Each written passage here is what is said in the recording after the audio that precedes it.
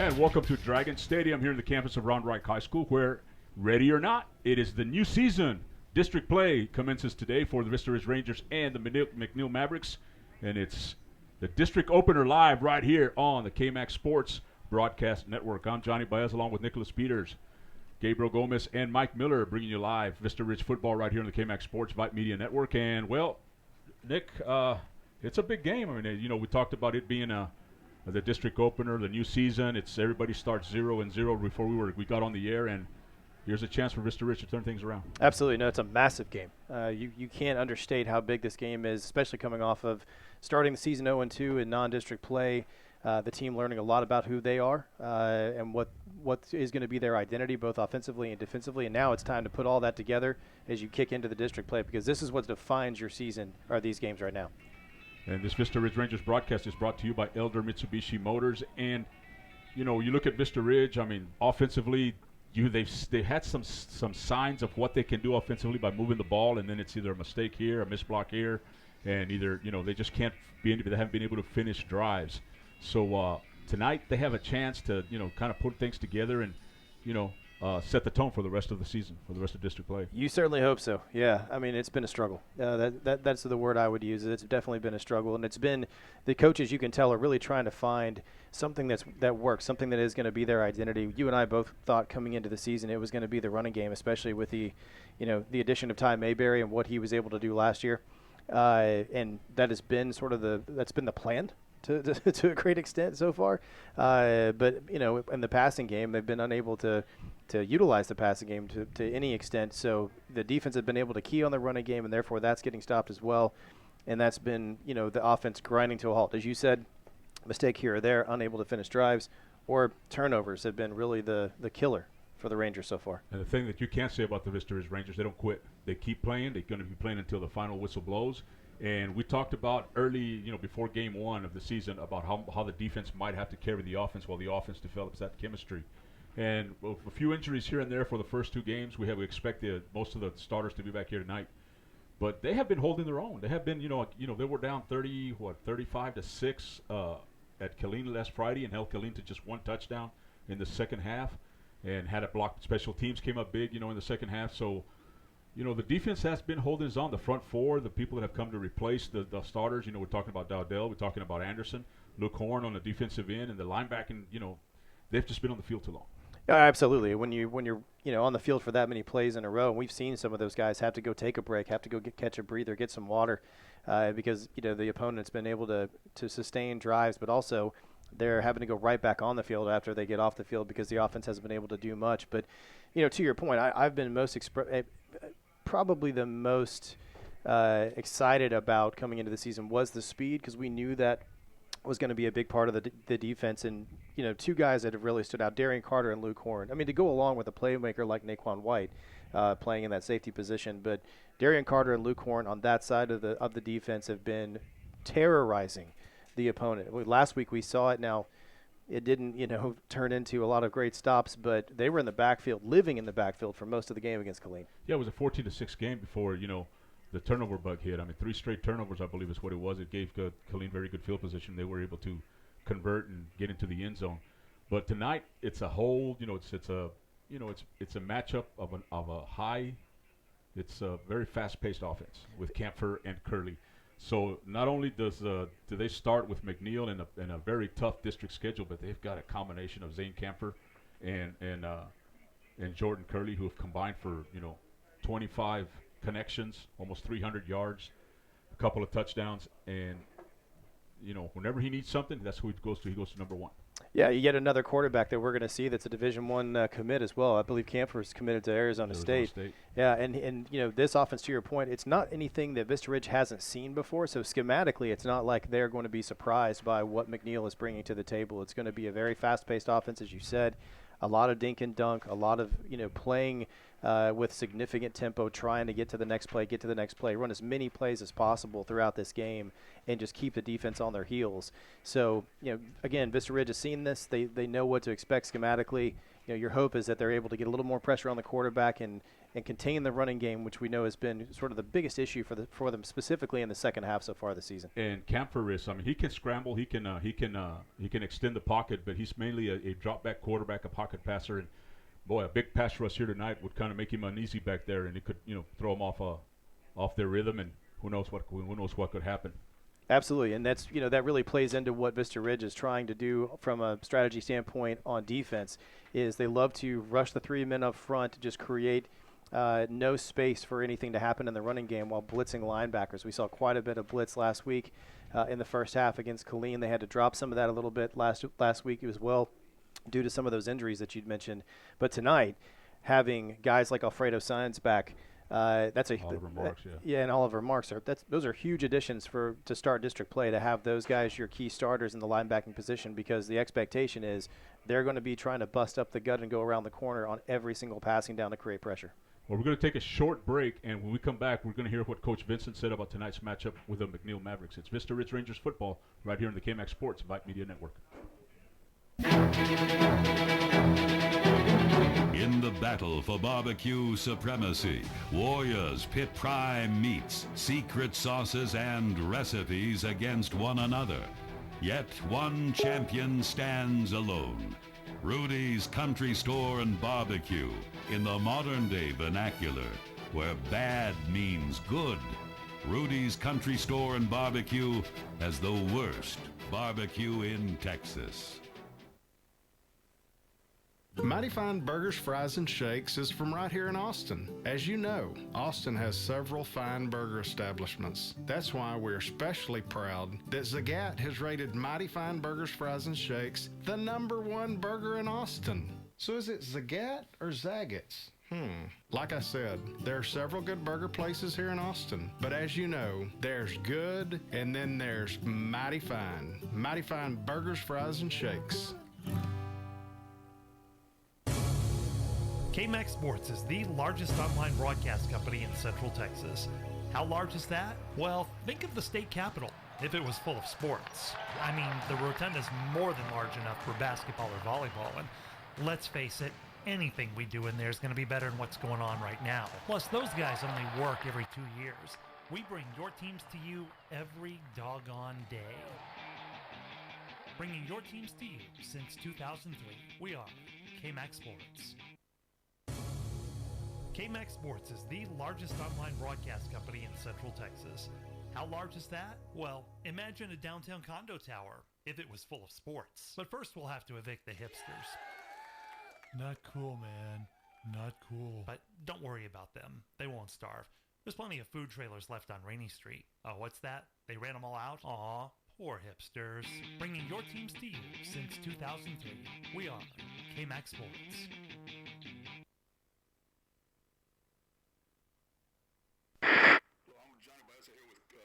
Sports, talking with Coach Rodney Vincent of the Vista Ridge Rangers, and good evening, Coach. And just to start off, you've got 2 games under your belt here for this season. So, what have you seen so far in your team? Well, I'll tell you, JB, the thing that I've been most pleased with is, even though we are, making mistakes at times, or we're a block here or a block there, or just a tackle here, a tackle there, from putting together some really good series and some good possessions and that type of deal. When we put the film on, our kids are playing hard despite the situations that they've been in. And so that part of it is encouraging as a coach, to see, just to see, like, for example, last week, just to see the way our defense responded in that second half against a really good Killeen team. And then I saw that last week. I saw that you had your kids a little bit more extra time out there on the field talking to them. And was this part? Is there something that you can share with that conversation? Because you had them out there for a long time, and that was a great second half to come back after being down 24 at the half. Well, the thing that I talked to them about, with a 9-team district, you really have to turn the page really quick. And you play your non-district schedule to find out some things about yourself, you play your non-district schedule, to make sure that you've got some things where you want them as a team. But this year, JB, having to start district as early as we are, I just had to make sure that they understood, that it's a new season, that everybody is 0-0, and from here on out, you treat every single game just like it's a playoff game. You in a district like this one, we are going to have to be ready to play every single night and focus on one at a time. And so that we spent a lot of time just flipping the switch and moving to a new season is what we did. Yeah, and it's a challenge to every school. Every school in this district because of the 2 games. Some of them didn't even get a chance to play. 2 full games. I mean, you have some schools that only played 6 quarters, 7 quarters, 4 quarters, and that is a challenge to the players along with the coaches to get everything ready. Absolutely. I mean, especially JB, if you've got a lot of guys that are new to Friday nights. Maybe they were in a backup role last year on varsity. Maybe they played a JV season last year. So some of them a freshman season last year. So it's really important, that they understand the sense of urgency and the fact that it's a new season and it leaves you a short amount of time to get them acclimated to what they need to. But I was so pleased with the way they responded and the way they worked out this week. Our practices have been excellent. And it starts off with a bang, so to speak, here in district play. As you mentioned, every week's going to be a challenge for everybody, every school. And you're facing the McNeil team. They're 2-0.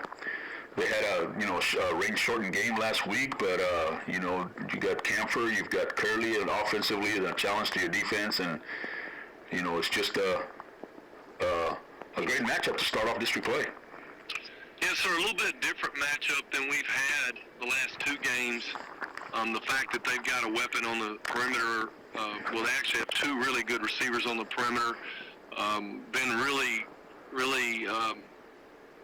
looking at their receiver core, they got a great receiver core.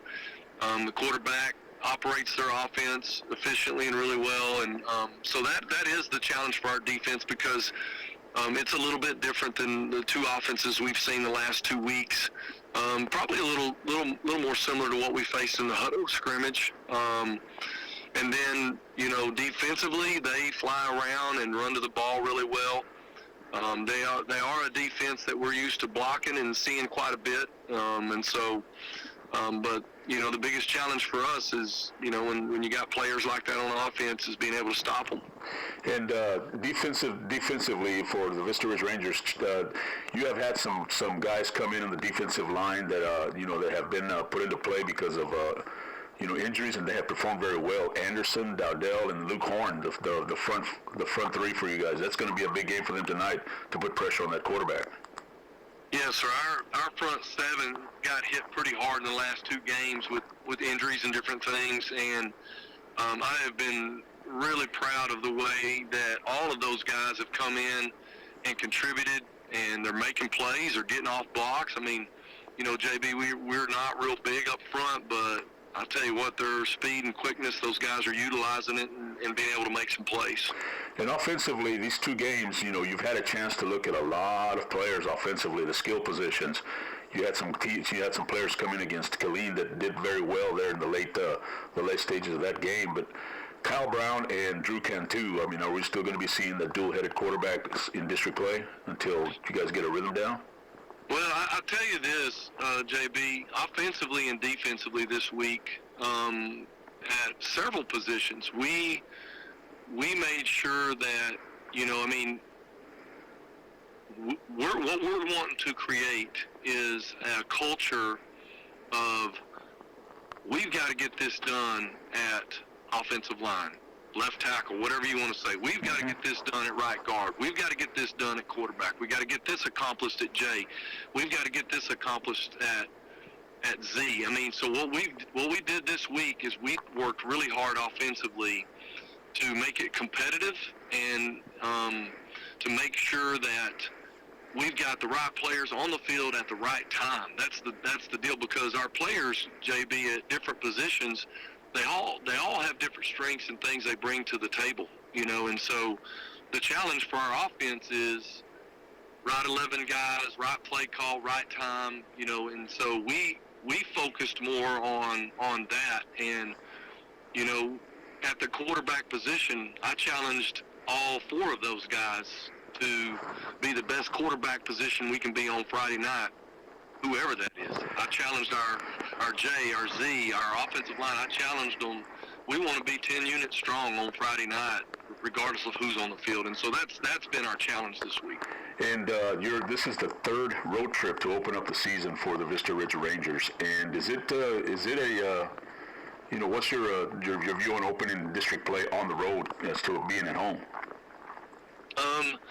I think the kids would love to have a home game mixed in there. I think 3 in a row is a challenge. You know what? But I think we've learned a lot from our road plan, our road game plan leading up to the game, the way we travel, all of those things. I look at it as, those two games were a chance for us to get all of those things straight, and so our kids can be totally focused on playing the football game tonight. And so I think that's got us battle tested for the road, as far as just the mentality, so that I take it as a positive for us going into tonight. Well, Coach, thank you for joining us here in pregame, and we're looking for the Vista Ridge Rangers to turn it around here tonight, and hopefully the weather stays with favorable playing conditions, but it's going to affect both teams, so we're looking forward to a great game here tonight.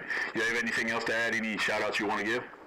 I'm really proud of the way our players bounced back and worked this week, and excited for a new season. And I always want to thank our booster club, all the things that they did for our players this week, and helping us, get the things we need to put our kids in a chance to be successful. And I just appreciate them and our community. Well, Coach, thank you again for everything you do, and we look forward to a great game tonight. Thank you for joining us. That was Coach Rodney Vincent of the Vista Ridge Rangers. We'll be right. I'm Johnny Buzza with KMAX Sports and the Vype Media Network. We'll be right back.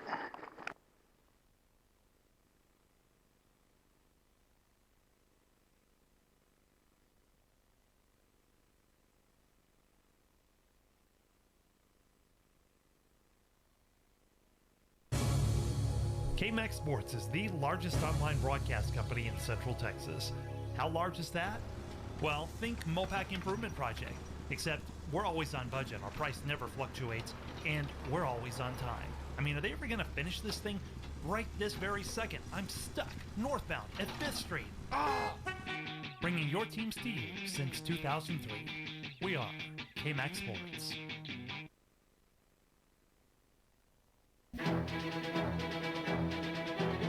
In the battle for barbecue supremacy, warriors pit prime meats, secret sauces, and recipes against one another.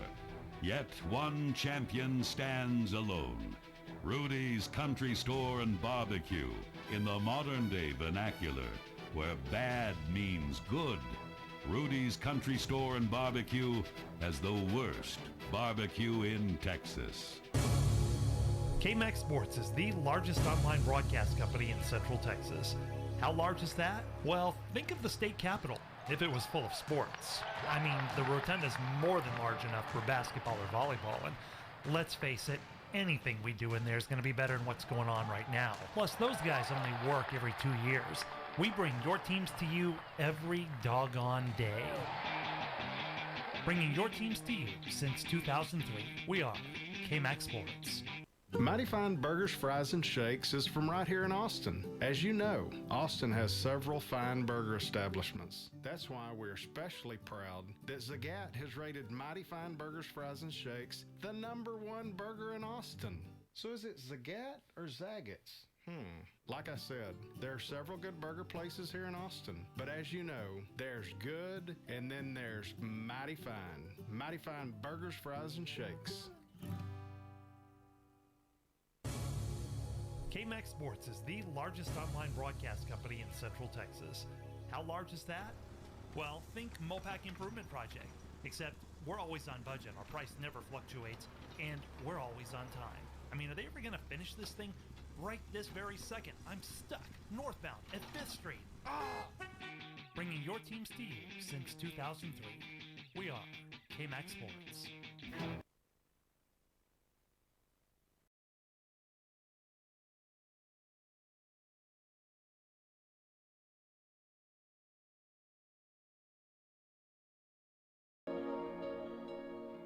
And welcome back to Dragon Stadium. Johnny Baeza, Nicholas Peters, and Gabriel Gomez, along with Mike Miller, bringing you Vista Ridge Rangers football right here in the KMAX Sports Vype Media Network. And Vista Ridge Rangers would like to thank all our sponsors: Elder Mitsubishi Motors, Foxhole Culinary Tavern, Randall Jones and Associates,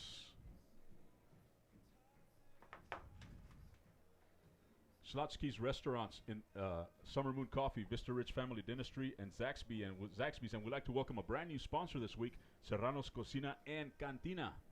And we're happy to have them on board, and we appreciate all their support. And thank you to all our sponsors that help us bring Vista Ridge Rangers football right here on the KMAX Sports Vype Media Network. We're about ready to set the coin toss. A little bit of a rain shower came, and then it just stopped. I mean, it was like, I don't know what you would call that.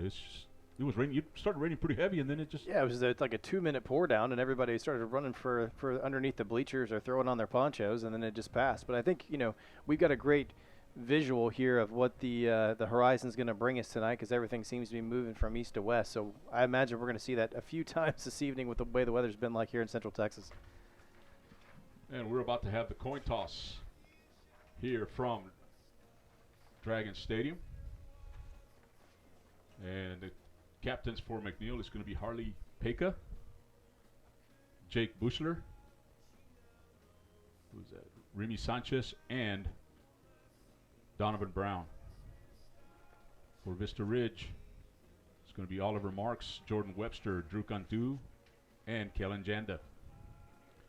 And we understand we're having a little bit of technical difficulties with browsers. The browsers are not working up. We've tried it in Chrome, Internet Explorer, and Safari, and it's intermittent off and on. But if you have a portable device handy, a phone, an iPad, please join us there as everything's working on the mobile devices as we have tested here in the booth. And we've got it we've got the broadcast up on an Android, broadcast up on an iPhone. So I'm not sure what's going on with the browsers, but we are definitely looking into it, and we apologize for that. And thank you so much for your patience while we diligently work through this. And it looks like Vista Ridge won the toss, and they have deferred to the second half. And they will be, and McNeil will be going from north to south, left to right, from our press box. It's actually going to be the other way around, JB. I think McNeil actually won the toss and deferred, so Vista Ridge is going to start on offense. Yeah, I thought that he put his arms on the shoulder pad of Kellen Janda and made the deferred sign. So we're going to take it down to the field and our national anthem.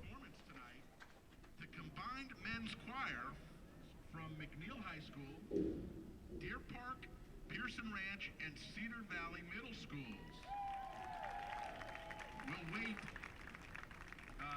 Let's announce the color guard before we begin the national anthem. That's presented by the McNeil Junior ROTC. The American flag guard is Gabe Newman. The American flag carrier, Cinnamon Burwinkle. The Texas flag guard, Christian Perry. And the Texas flag carrier, Asher Lee. And now the combined men's choirs, McNeil High School, Deer Park, Pearson Ranch, and Cedar Valley Middle Schools.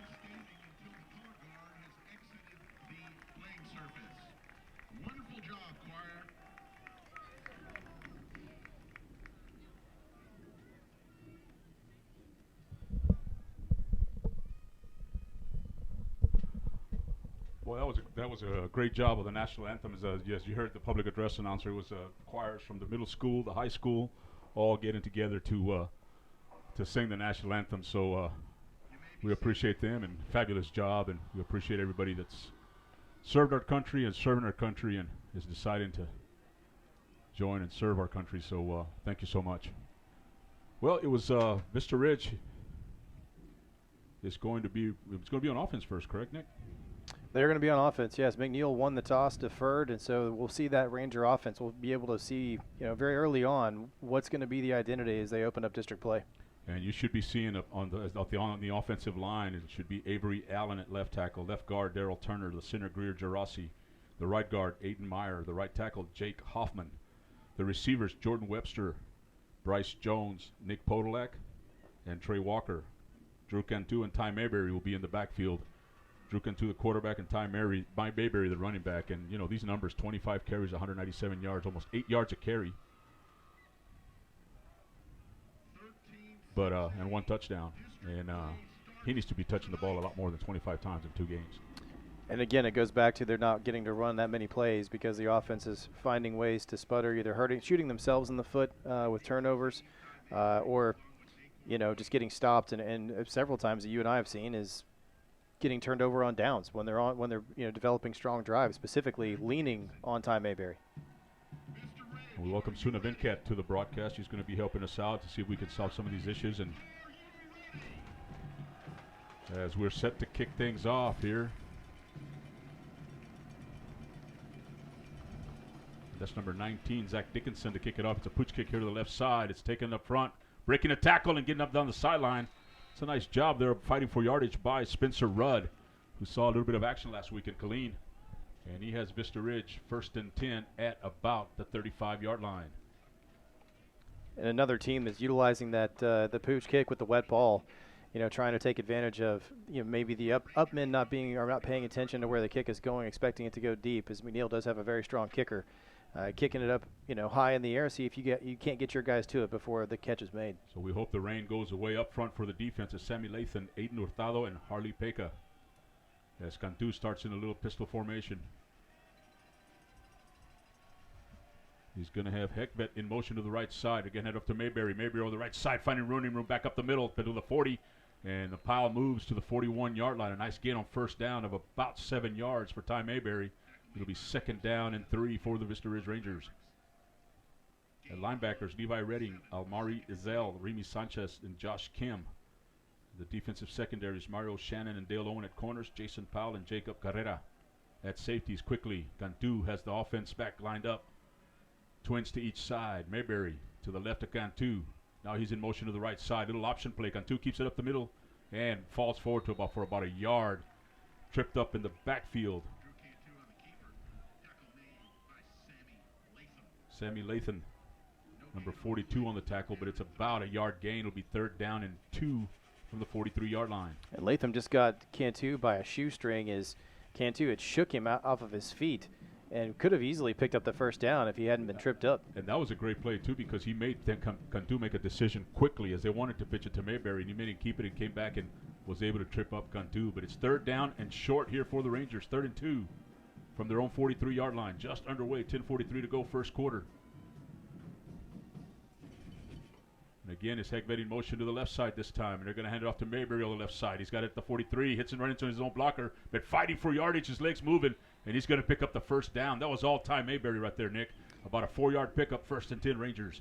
Yeah, getting right behind the block, but having to run into his own man as the block was stunted right there, just bouncing off of people and keeping those legs churning to pick up the additional yardage. Another just great, hard-fought run by Mayberry. Yeah, nice job by Allen up there. Looks like he got stood up and kept this ground and kept the defender from penetrating and allowed Mayberry to fight for those yardage. So 1st and 10 Rangers at the 47. Mayberry, fake to Mayberry. Now he looks to throw. He's going long. He's got a receiver. It's Naquan White. White just a little overthrown. Well, it seemed like he stopped at about the 30-yard line, and Cantu led him. But a nice job there by the defensive back as he didn't go for White's fake. But, man, what a throw, and just out of the reach of White. And quickly they line up, and White hustling off the field. 2nd down and 10. As you said, JB, it was a pretty ball, beautifully thrown down the left sideline. trying to take advantage of the speed with Naquan White, but it looked as though, I think, I agree with you. He may have stopped on the route there a little bit as he looked back towards the quarterback. So 2nd and 10. Twins to the right side for Cantu. Empty backfield. And now Strong's throwing. He's going to throw it right at McNeil. It's an intercepted. It is at the 25, 30. Well, he's going the other way. 10 dives. It's going to be a touchdown, McNeil. I believe that's 27. Jacob Carrera with the interception, and Cantu just threw it right at him. He did not see Carrera right there, and Carrera takes it back about 55 yards for a touchdown, and it's 6-0 McNeil. Yeah, Carrera just did a great job of reading the play. It was a lot of down blocking up front. Whenever Vista Ridge decides to do that, they're going with a quick strike or a quick out. And there it was. He just read it the entire way, did not bite on the fake, stepped right into the lane of the pass.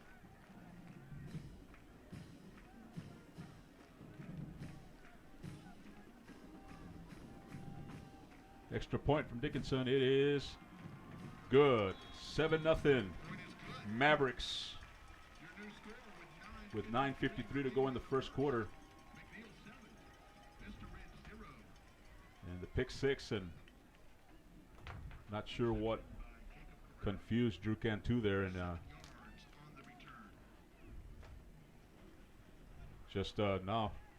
Rangers needing to come from behind again. Well, Cantu's going off a read there, and he's looking to make a quick play on the out route.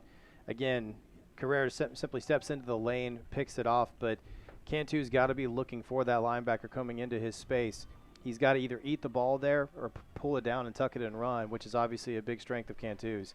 And on that particular play, just as you said, I don't know how he didn't see him. He's standing right there. He's right in front of where you want to go with the ball. Need to be a little smarter, maybe let the play develop a little bit further before you make a decision to throw that quick hit. It's like he was looking at his receiver all the way since he got off the line of scrimmage, and Carrera, nice job of reading Cantu's eyes, and just right there for the pick six. Naquan White back deep. Ty Mayberry awaiting the kickoff from Dickinson.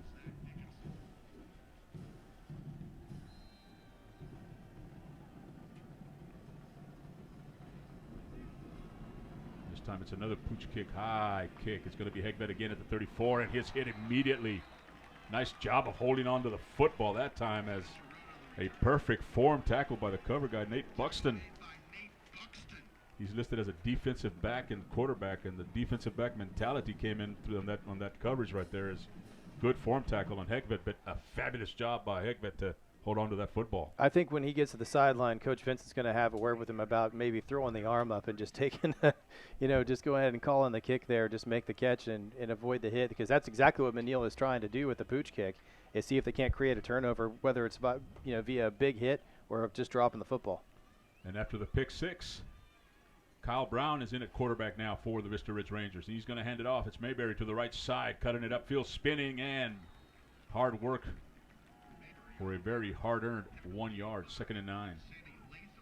Lathan again with the hackle. So it's Kyle Brown at quarterback. And he's going to have Hegvet and Bryce Jones here to the left side. Messner in at tight end. Trey Walker split wide right. We got a new running back there too, and it's Mayberry split wide right, and now it's going to be false start on Vista Ridge. So instead of 2nd and 9, it's going to be 2nd and 14. And McNeil early challenging the Vista Ridge offense by putting 8 in the box. They're walking the safety up. Even with Vista Ridge in these widespread sets, you've got 3 receivers spread wide, and they're still walking that safety up, challenging them to try to go over the top again or try to go deep, as McNeil is just setting up to stop the run. Their expectation is it's going to be the Ty Mayberry show, and so far, that's what it's been.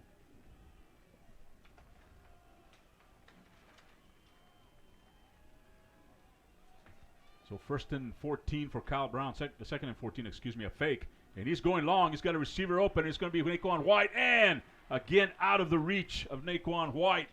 But he was behind the defender. But the pass falls incomplete. 3rd down and 14. Again, trying to take advantage of that significant speed you've got. And you've got man coverage, and that's exactly what Brown is looking at on that offensive set. Is, again, McNeil gambling a little bit, walking in that safety to put 8 men in the box.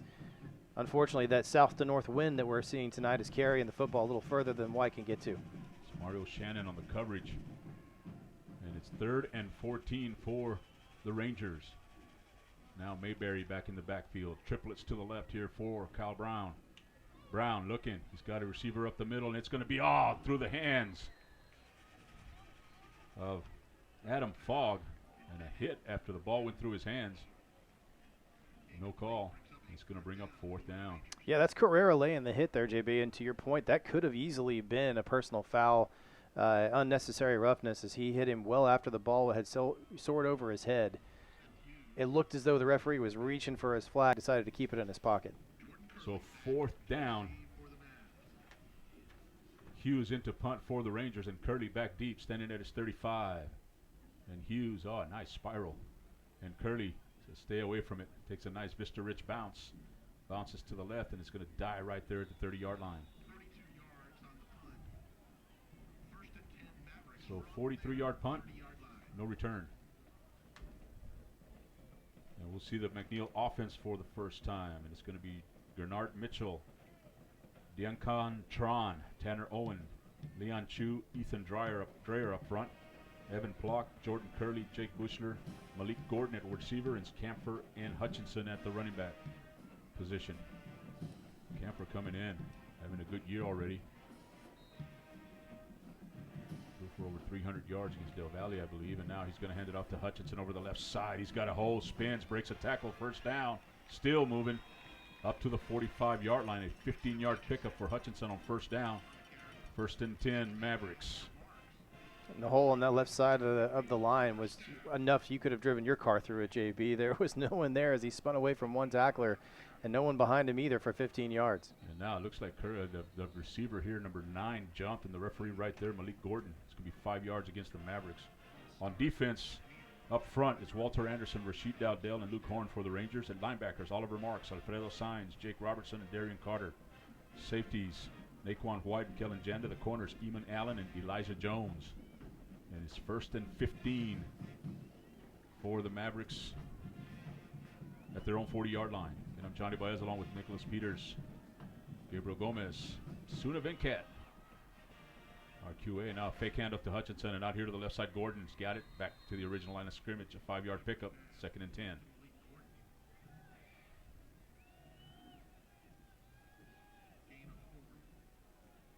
So they mark him out at the 39, so it'll be 2nd and 11, a 4-yard pickup. You can see the clouds, a little horizon, or we can see it.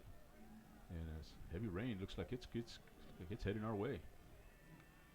Hope it doesn't. Hope there's no lightning. And there's a little Curly over the little receiver screen. Goes up the middle. He's wide open at the 35. At the 30, nobody's going to catch him. Touchdown Mavericks. A 56-yard hookup. Actually, it was about a 5-yard pass and a 57-yard run by Curly. And it's 13-0 Mavericks. And just a perfectly executed screenplay there with the wide receiver bubble screen. Blocks were on every single man. No one's missing their block on that play, and inclusive of the offensive lineman falling down to show that, to try to get the defensive lineman for Vista Ridge to come busting through the line, and they did. They caught him in a perfect position. Well, we got a running clock, too. They didn't stop the clock at 7:52. They should put at least 22 seconds back on the clock, as the clock is still running.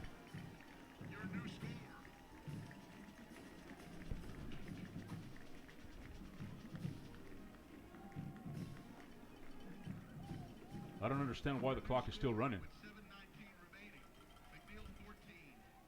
They finally stopped it with 7:19. They should put at least 30 seconds back on the clock. I counted 42 as soon as you mentioned something as to when it should have stopped. I have it here. It's with 7:52 to go. It was a touchdown, and they should put about 30 seconds back on the clock, but they're not going to do it. And I'm surprised that none of the coaches on the Vista Ridge sideline saw that.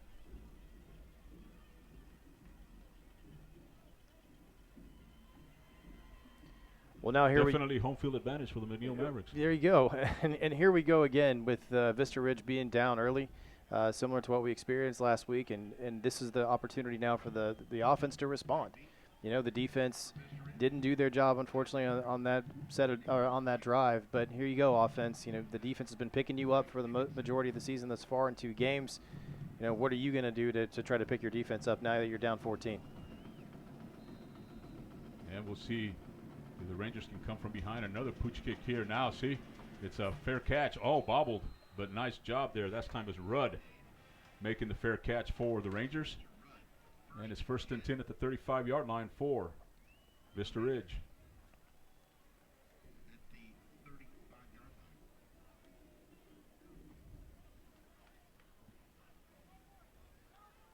So we'll see who will be running the offense here for Coach Benson and the Vista Ridge Rangers.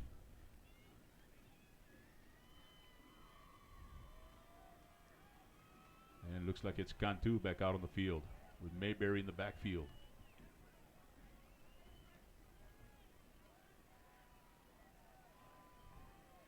First and 10 from the 35-yard line. And they're going to fake the handoff to Hegvet. Cantu, he's got 2 receivers wide open. And that is caught at the 25. 20 gets a block. Touchdown Rangers. One play, 65 yards. Bryce Jones, and he got a big block from Adam Fogg downfield. And a 65-yard touchdown pass from Cantu to Jones has the Vista Ridge Rangers right back in it. Well, Drew Cantu catching the defense, staring into the backfield. It's a great offensive play call there. Go with a fake handoff. You've got 2 running backs looking to take the ball out of the hands of Cantu, and instead you got 2 men running down the field with no one near them as the safeties came running up to try to stop what looked to be a jet sweep. And the Vista Ridge Rangers convert the extra point. Did they miss it?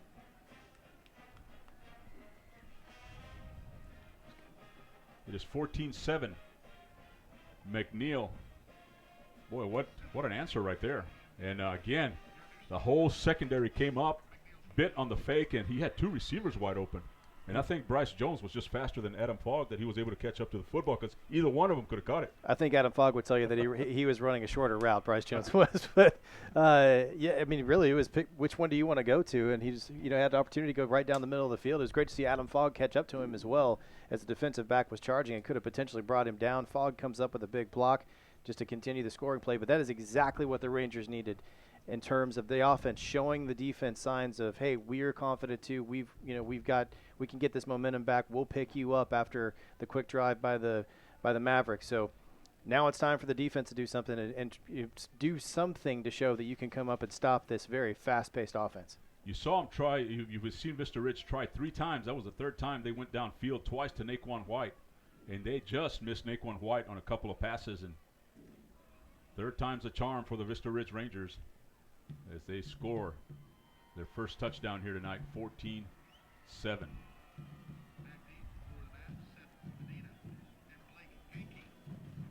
Pakey back deep.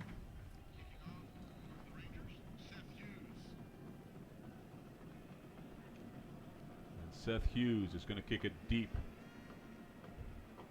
And it's taken right at the goal line, back to the 10, to the 15, at the 20, and finally brought down at about the 30-yard line.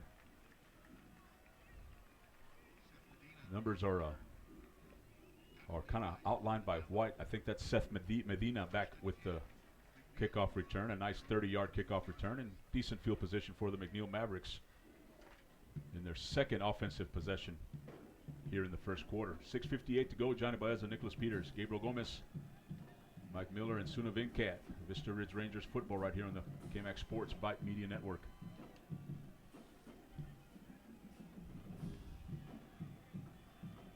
And Kemper quickly has this offense lined up, a little stack formation to each side, and I love this bat snap. But nice job by Kemper. Oh, it made it the hole. But breaking a tackle is Hutchinson.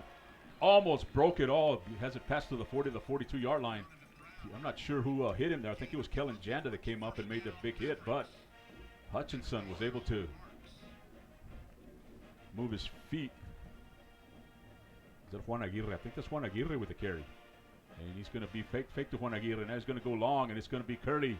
And diving for it. Just missed him, but he was wide open. He got behind number 1 for the Vista Ridge Rangers defense, Eamon Allen. But Camper just let him a little bit too much. 2nd and 10 from the 43-yard line.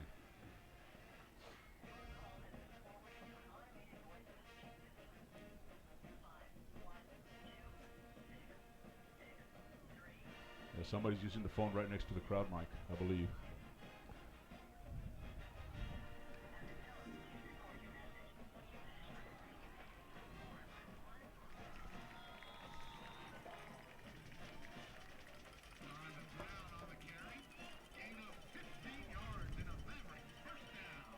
So first down at the 42-yard line for the McNeil Mavericks. As we had some phone interference. Some What you phone call that? Yeah, something. So first and 10, a fake to Aguirre, a throw over here to the right side. Gordon with a catch. Stiff arms his way, finds an opening down the sideline at the 25, 20. Does not step out of bounds. Well, the line just says he stepped out of bounds at the 19. A flag down at the 39-yard line.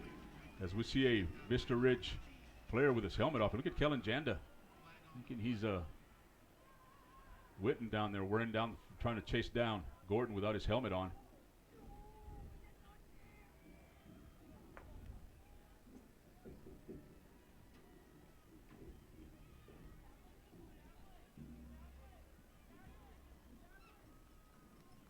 And it's going to be against Vista Ridge. It's against Vista Ridge, yet a Vista Ridge player is leaving the field because his helmet was knocked off. That's Janda. So they're going to mark off half the distance to the goal, I believe. It's a 15-yard penalty. So McNeil's going to be inside the 10-yard line, first and goal. They're going to mark it off, mark it right at the 10. So first and goal at the 10-yard line for the Mavericks with 6:03 to go and a big penalty against the Vista Ridge defense. And it's going to be Aguirre up the middle, looking for the end zone. Touchdown, Mavericks. A 10-yard run by Aguirre. And it's 20-7.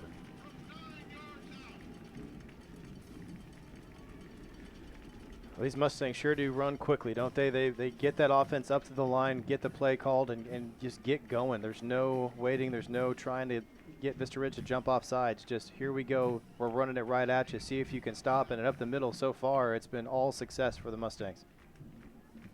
Mavericks, sorry. And Dickinson with the extra point makes it 21-7 with triple nickels on the clock. 5:55 left in the first quarter. Let's take a short break here, Gabriel, as you're listening to Vista Ridge Rangers football right here in the KMAX Sports Vype Media Network. In the battle for barbecue supremacy, Warriors pit prime meats, secret sauces, and recipes against one another. Yet one champion stands alone. Rudy's Country Store and Barbecue, in the modern-day vernacular, where bad means good. Rudy's Country Store and Barbecue has the worst barbecue in Texas.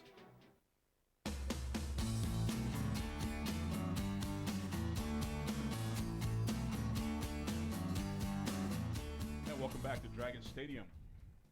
Johnny Baez along with Nicholas Peters, Gabriel Gomez, Sunavincat, Mike Miller, and it's a 21-7 game, 28 points here in the first quarter. As Vista Ridge now forced again to respond as the Mavericks easily a 70-yard drive aided by a penalty for the Rangers and another pooch kick that they have lined up.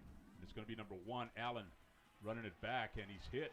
And the ball comes out, and it looks like McNeil has it. As he was backing up, he got hit. And the first turnover of the game, as Eamon Allen coughs it up on the kickoff, and it's first and 10, McNeil at the 35-yard line.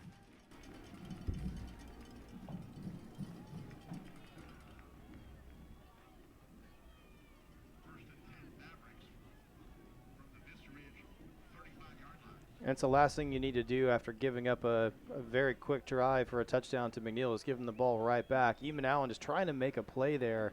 As you said, fighting through a tackle, gets rocked, and the ball just popped out. First and 10, Kemper. He's got Gordon here to the near side, and he's going to hand it off. It's Hutchinson over the right side, and he's going to be wrapped up. Carter with the tackle.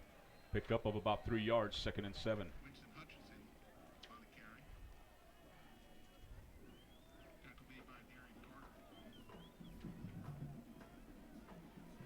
The 25 scoring the touchdown for the McNeil Mavericks was Donovan Brown, the running back, excuse me.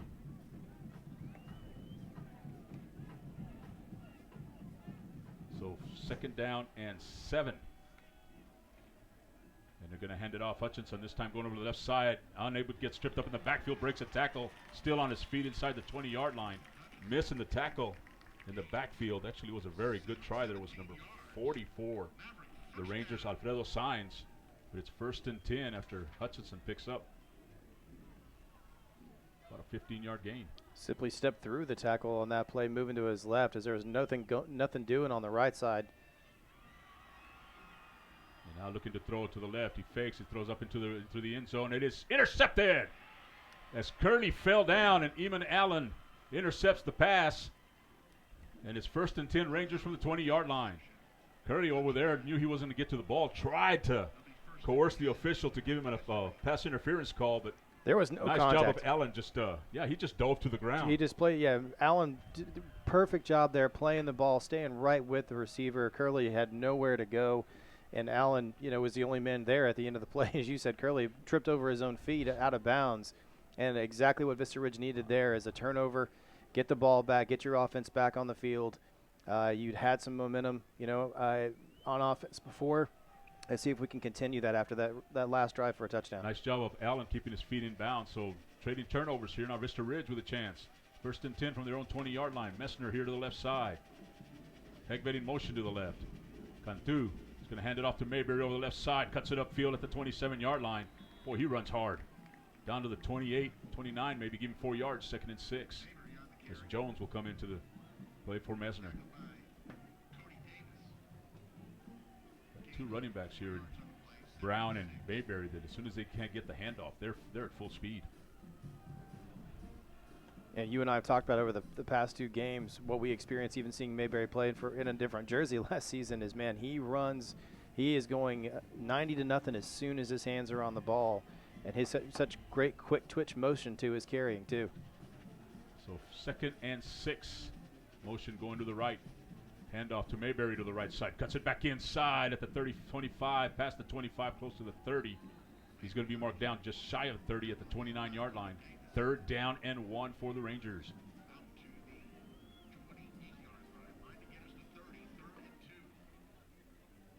Cedar Park 14, San Angelo Central nothing. So Cedar Park with a tough non-district schedule. They're 0-2 for the season. Hendrickson leads Westwood 3-0. Liberty Hill is in a Manor 6-0. Liberty Hill another test. Boy, what a game last week against Hutto.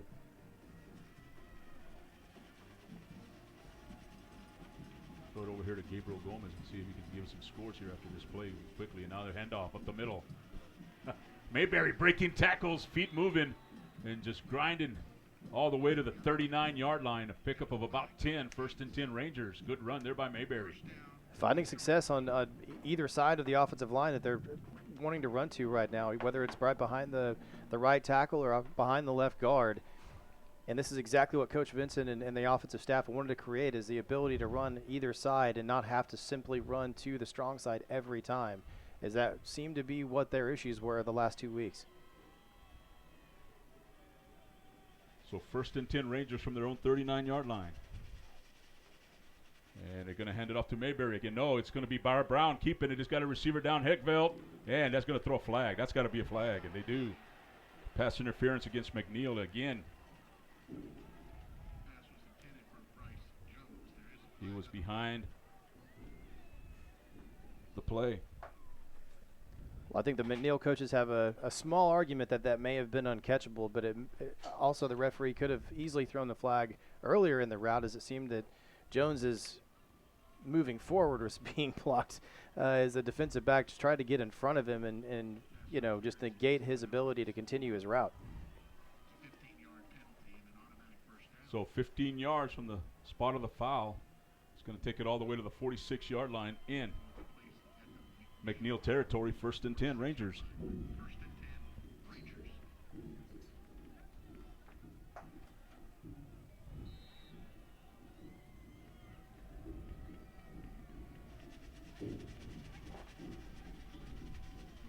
Brown at quarterback in for the Rangers. He's got single set receivers to each side, and now he's going to keep it, go up the middle, and pick up as much as he can, and runs over some defenders as he powers his way to about the 42-yard line. A gain of 3. Tackle made by Josh Kim. The Rangers Ready. continue to try to get the option game going, specifically to the strong side of the offensive line. And so far, the McNeil linebackers have done a really good job of forcing the quarterback to keep or pitch early, but not making the same mistakes they were making last week so far, not pitching too early and causing fumbles, which is a great sign to see by the Ranger offense. 2 minutes to go here in the first quarter. 21-7 game. Rangers driving. After the interception by Allen in the end zone, they have it at the 42-yard line. McNeil territory. Handoff here to the left side. Mayberry trying to skip through some tackles, but unable to break away as he brought down after a yard gain. On the tackle is Jason Powell. Yeah, Powell coming up to make the hit there, bring Mayberry down. You're seeing some quick reaction by these defensive backs to get up to try to help stop the run. But you also see McNeil they're no longer walking that safety up. So as opposed to 8 or 9 in the box, they're keeping the straight 7 in their 3-4 defense. So now respecting the fact that Vista Ridge is happy to throw it over their head. So third down and about 5 from the 41-yard line. Brown looking, going to the right side, being chased by a defender. And he's got a receiver downfield. And it's caught at the 28-yard line. Make it to 27. That is number 17. Bryce Jones. Nice job of Brown, and you saw him extend the pocket and just patience till the receiver made that break. And nice job of Jones getting open for his quarterback and making a play. 1st and 10 Rangers. A huge third down conversion there. Something we didn't see the first 2 weeks is the ability of the receiver to break off the route and find some open space for the quarterback. Another great job by Bryce Jones. So far, he's having a heck of a night. Naquan White in at receiver. He's split wide right. Jones and Hegbet here to the near side. Mayberry in the backfield with Brown. Brown's going to hand it off to Mayberry. No, he fakes it. He's got a receiver. No, he tries to throw it, and he fumbles it, and it's picked up by McNeil. And rumbling downfield, and a turnover. Just unfortunate there. It's picked up by number 34, Harley Peka. And it's 1st and 10 McNeil, and that time Brown just dropped it as he felt the pressure. I think Lathan coming in. And a nice drive is stopped there after the second turnover by the Vista Ridge Rangers. That's actually the third turnover of the game for Vista Ridge. They picked 6 and now 2 the fumble fumbles. by Allen here on the kickoff. So turnover number 3 in the first quarter. This is not the way you plan on winning, or you can win the game. You've got to win the turnover battle. That's something that Coach Vincent pounds every day in practice. And so far, just not taking care of the football. Brown there just trying to pull the ball down. It bounces off the side of his leg and ends up in the hands of a McNeil defender. 60 seconds left in the first quarter. A long first quarter. Is that Hutchinson or is that Brown? That's a fumble too. They're going to mark him. They're going to mark him down. They're going to mark him down at the 49-yard line in Vista Ridge territory. A gain of 4. 2nd and 6.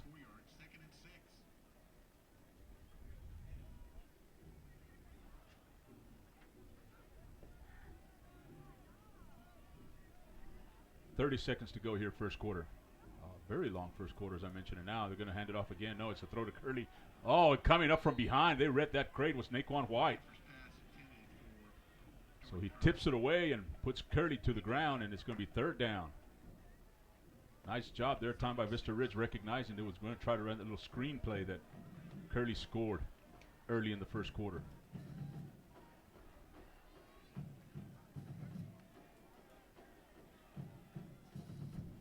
Trying to draw Vista Ridge off sides. The McNeil Mavericks will reset.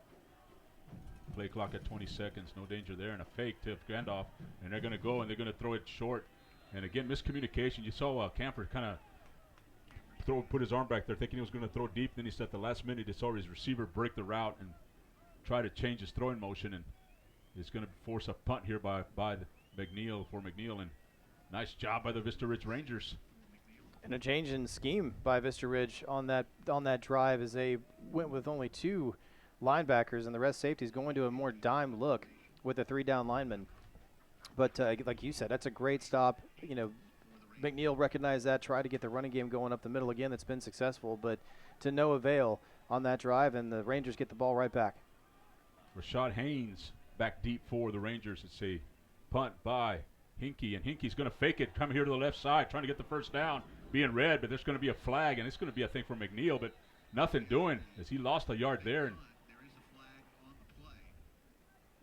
And it's going to be holding McNeil, and it's a nice play by the VISTA Ridge as they were not fooled. And they're going to have the ball right there at midfield, 1st and 10 as the quarter is over. No 11 and a half seconds left as we have a Ranger player down at the 45-yard line. Well, he just took off with it. As soon as he got the snap, he just took off with it. That didn't fool anybody. And ran to the side of the rush, which was interesting. Normally when you see a punter who's given the option to fake it, it looked as though it was an option fake. And when he started his run, you'd expect him to go to the left side as there was no one over there for the Rangers and probably could have picked up the first down, but he came to the short side of the field and ran straight towards 2 tacklers. Stony Point, who is at Leander at Bible Stadium, leads 7-0. Cedar Ridge over Vandergrift, 7-0. In a big matchup there to start things off in 13-6A. Houston St. John's 10, Hyde Park nothing. Hendrickson 10, Westwood nothing. Liberty Hill 7, Manor 6. And Lanier 41, Eastside Memorial nothing. So Hendrickson, looks like they've slowed down Martinez, the sophomore quarterback, who's had a great couple of games so far this year, and scoreless as they lead 10-0. Stony Point, who's been playing probably some of the best football in 13-6A, leads 7-0. And here, VISTA Ridge trying to make a comeback as Cantu will lead the VISTA Ridge offense. He sends 2 receivers up to the right side. In motion is Mayberry. Mayberry make the handoff. He gets tackled, and Cantu running hard, lowering his shoulders and picking up a good 8 yards on first down. 2nd and 2 as that's going to take us to the end of the first quarter. In an exciting first quarter. A lot of things happening in that first quarter. As we're going to take a break here, and when we come back, it's 21-7 at the end of 1. VISTA Ridge Rangers football right here in the KMAX Sports Vype Media Network. Mighty Fine Burgers, Fries, and Shakes is from right here in Austin. As you know, Austin has several fine burger establishments. That's why we're especially proud that Zagat has rated Mighty Fine Burgers, Fries, and Shakes the #1 burger in Austin. So is it Zagat or Zagat's? Like I said, there are several good burger places here in Austin. But as you know, there's good and then there's Mighty Fine. Mighty Fine Burgers, Fries, and Shakes.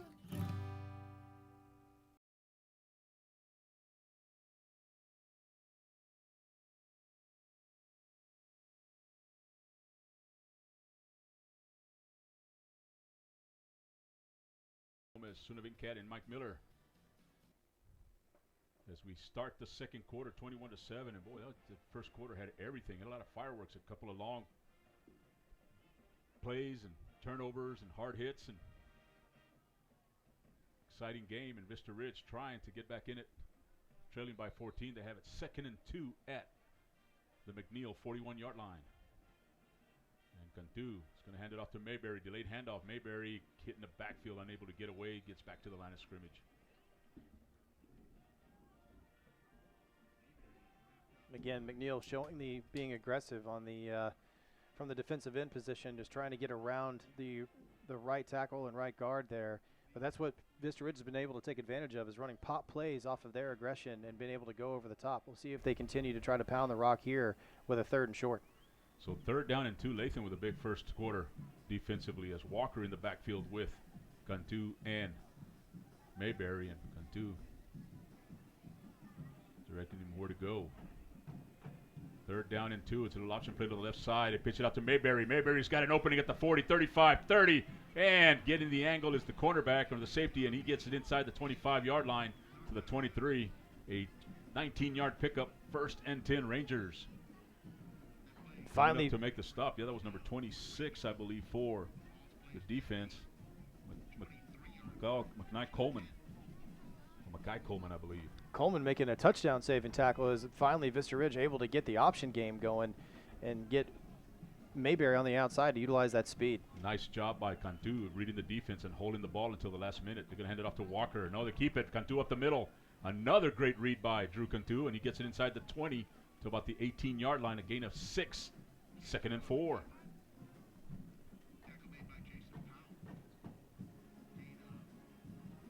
Cedar Park leads San Angelo Central 14-0 now.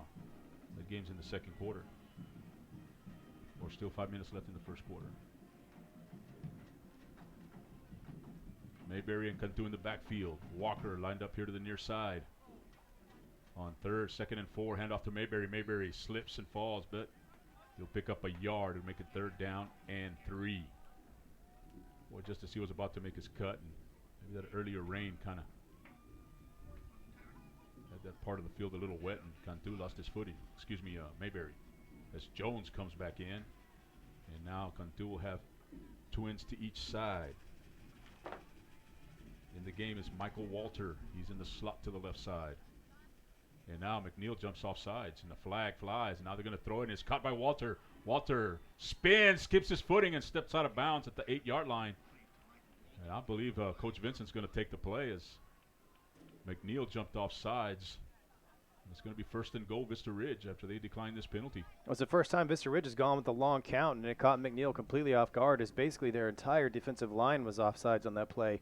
Great job by Cantu recognizing that he had a free play there. He had nothing deep as he was looking there first, but found Walter underneath for the big 1st down.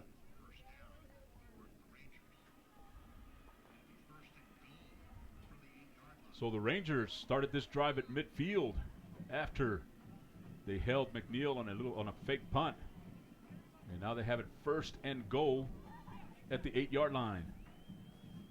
In motion is Walter. Cantu pitches it out to Mayberry. Mayberry smelling the end zone. Touchdown. What a great block over here by Walker, and a flag down. I don't know if this one's going to be after the play and they're going to call the referee over, and they're looking at Cantu, or is it Walter that they're looking at? I think they drew the flag at Cantu. They might be personal foul against McNeil.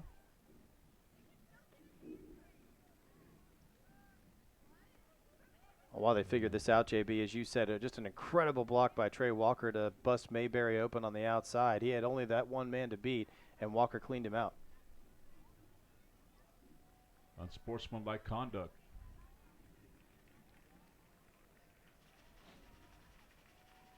And they're going to bring the touchdown back. They called unsportsmanlike conduct against the Vista Ridge Rangers. Not sure what happened there. If there was an exchange of words. They threw it at Drew Cantu. So if they're bringing the ball back, it's going to have to be 1st and goal.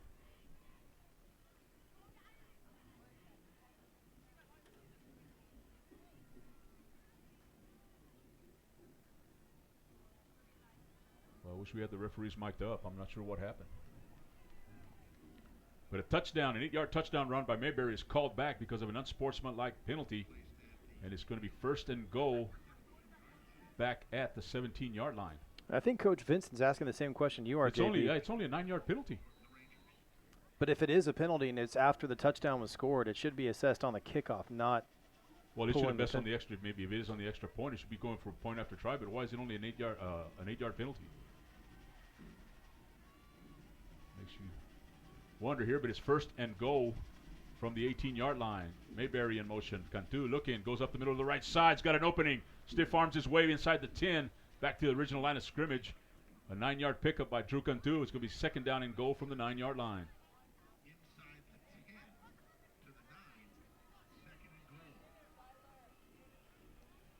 Interesting call there, spreading out the entire receiving core along with everybody followed Mayberry. Yeah, that's exactly. It's obvious who they're keying on, the McNeil defense, and Cantu just runs it up the middle through a big hole as everyone was shifting to the side where Mayberry was in motion. Approaching 9 minutes to go here. Mr. Ridge eating up 3 minutes of the 2nd quarter here on this drive. And now they're going to hand it off to Mayberry up the middle and trying to break tackles, but he's going to be tackled behind the line of scrimmage at the 12-yard line. Make it the 11, a loss of 2, 3rd down and goal for the Rangers.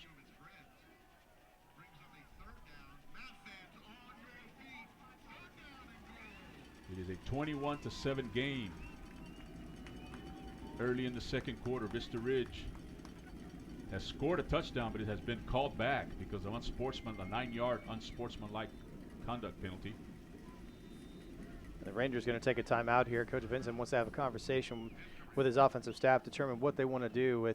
It's very important they get on the board here, whether it's via a touchdown or at least a field goal to get some points back up on the scoreboard. Close the gap in this game. The last thing you can have happen is McNeil start to creep away from you because, as you pointed out in the pregame, this is a team that can put a lot of points on the board. And it's an offense that's very difficult to stop. So this is your opportunity to keep this game as close as possible before you get to halftime. So timeout Vista Ridge, and gives a chance to thank our football. This Vista Ridge Rangers football is sponsored by Elder Mitsubishi Motors.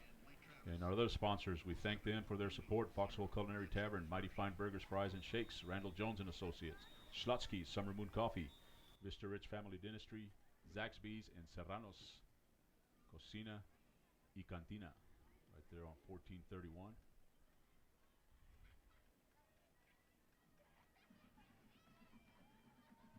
As Vista Ridge out of this timeout on 3rd and goal from the 11-yard line.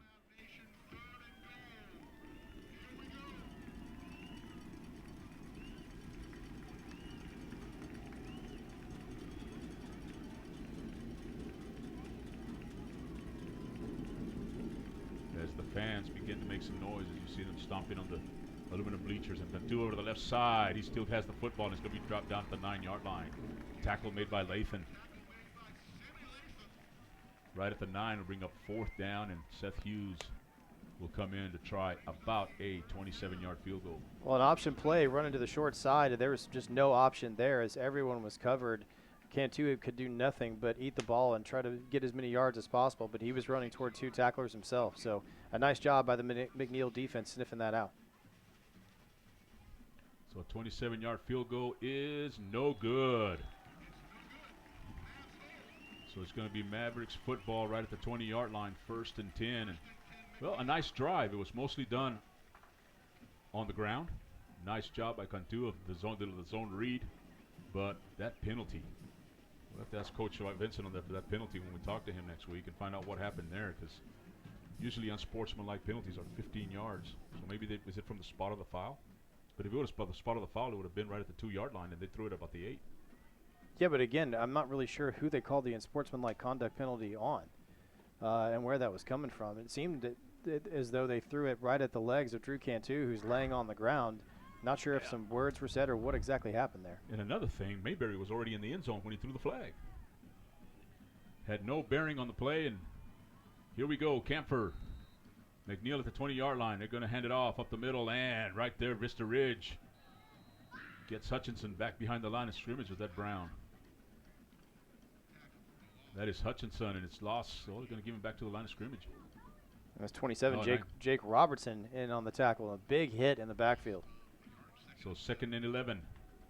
Triplets here to the left side. Quickly, they're going to go back here, and it's going to be a pass. And nice job by the Vista Ridge Rangers as they were able to get quickly to the receiver, Janda, in on the stop.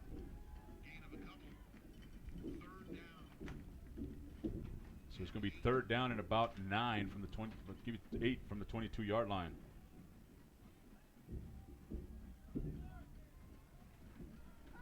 Third down and 8.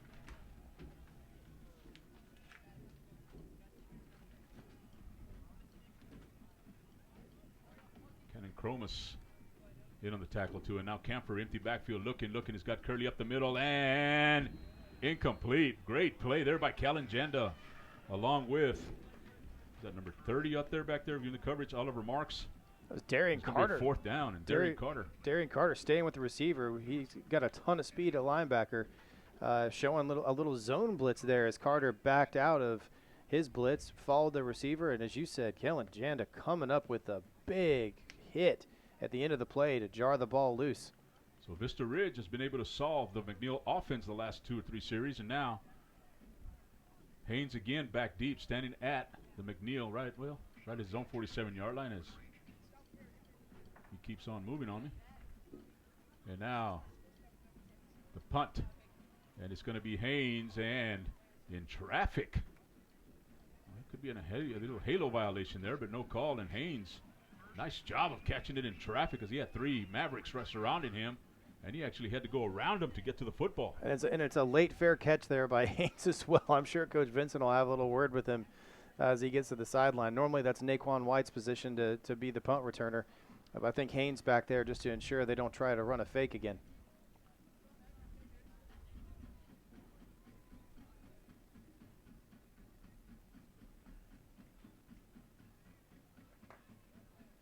So 1st and 10, Rangers from their own 49-yard line.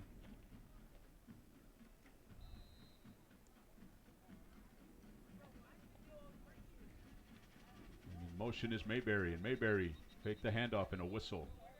And it's going to be, I believe, delay of game? No, it's false start. So 1st and 15. Right now I want to give a shout out to one of K-Mac's own, Mr. Chris Palmer.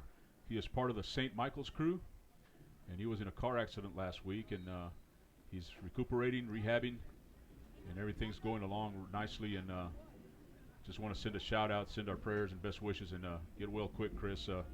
You'll be back producing back at St. Michael's in no time. So a shout out to Chris Palmer, and wish him a quick recovery from that car accident he had last week. And now the handoff is going to keep again. It's just Brown this time, and Nathan just, as soon as they fake it to Mayberry, Mayberry's getting hit. Yeah, I was just about to say they are teeing off on Ty Mayberry every chance they get, whether he's handed the ball or if it's a fake. And so far it's been a lot of fakes because they're keying on Mayberry, which is obviously McNeil's game plan is to stop the run and stop the Ty Mayberry show. Do you think they call Samuel Lathan too tall, Lathan? He's 6'6", 210 pounds playing defensive end. And he's obviously towering over every other player out there.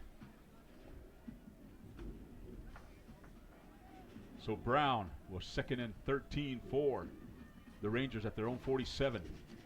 Empty back set, looking, he's got a receiver up the middle. White makes the catch, is hit. What a great job of hanging on to the football. It's 1st and 10 Rangers.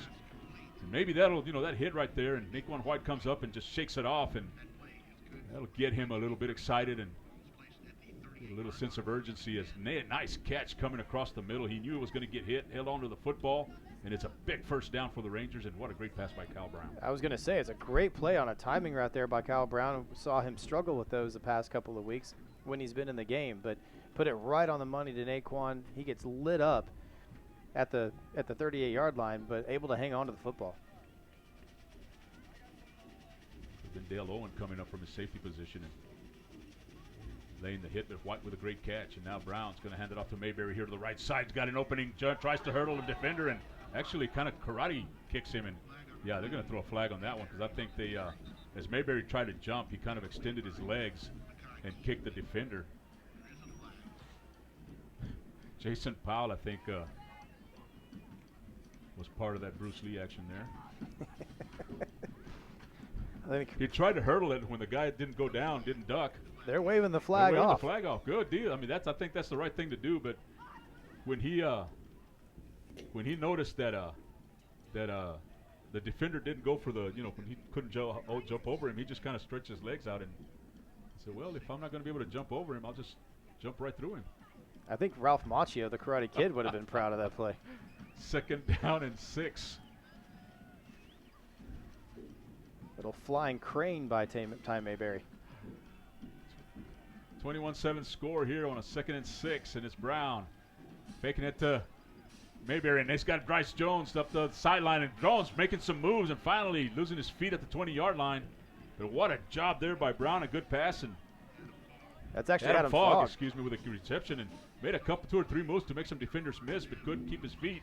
But he's got a 1st and 10 for the Rangers at the 20-yard line. Fogg looked as though he couldn't have been tackled in a phone booth on that play, as 2 men went flying right past him, and the third one was able to get there and grab his legs to bring him to the ground.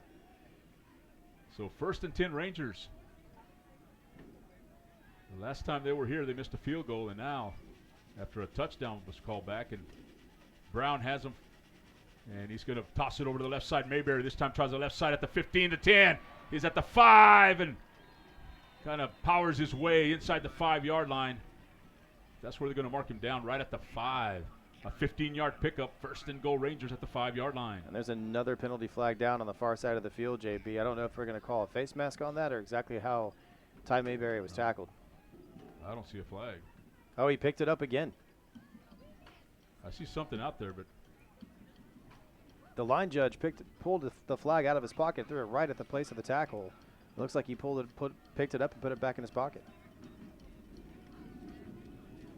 Kind of a reverse wishbone here for the Vista Ridge Rangers, and they're going to hand it to Mayberry in the backfield at the 5, gets hit and powers his way to about the 1-yard line. Mayberry just some tough yards right up the middle, bouncing off tackles, and it's 2nd and goal Rangers. It's been all Vista Ridge, 3:49 to go here in the 2nd quarter, and Vista Ridge This is only their second possession of the second quarter. The offense has been on the field most of the second quarter. And this is a big possession here. They need to score because the Mavericks will have the ball first in the third quarter. There's still 3.5 minutes left here, but still a very big possession here for the Rangers, as Brown is going to try to sneak it in, and he powers his way in. Touchdown Rangers. Kyle Brown on the quarterback sneak from 1 yard out, as the Vista Ridge Rangers would win 8, pinning the extra point. Going with the jumbo package 2 plays in a row, and that time, as opposed to turning around and handing it off deep in the backfield to Mayberry or Fogg, as you said, Brown just ducks his head, pushes forward, and has his big running backs behind him pushing him in. And Hughes with the extra point knocks it through. 3:18 to go, second quarter. It is a 21-14 game. Mavericks up by 7. We're going to take a short break. Rangers football right here on the KMAX Sports Vype Media Network. In the battle for barbecue supremacy, Warriors pit prime meats, secret sauces, and recipes against one another. Yet one champion stands alone. Rudy's Country Store and Barbecue, in the modern-day vernacular, where bad means good. Rudy's Country Store and Barbecue has the worst barbecue in Texas.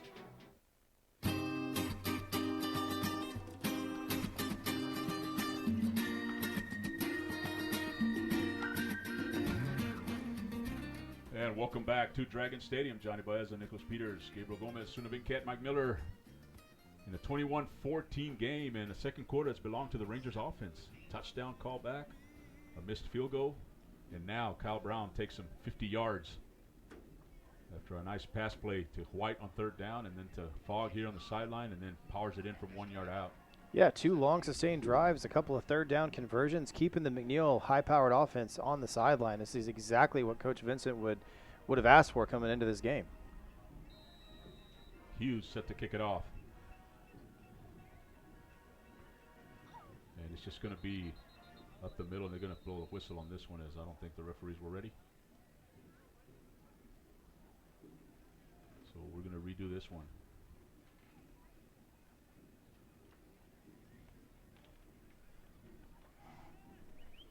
We're going to try that again.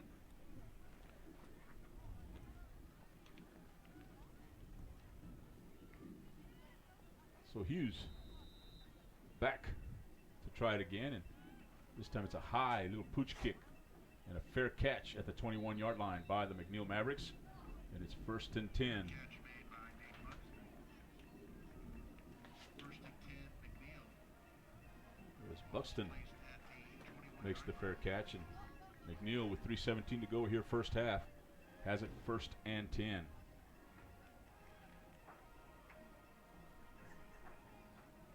And here's an opportunity again for the Vista Ridge defense, which has seemed to figure out this McNeil offense to stop the Mavs dead in their tracks and possibly get the football back to their offense.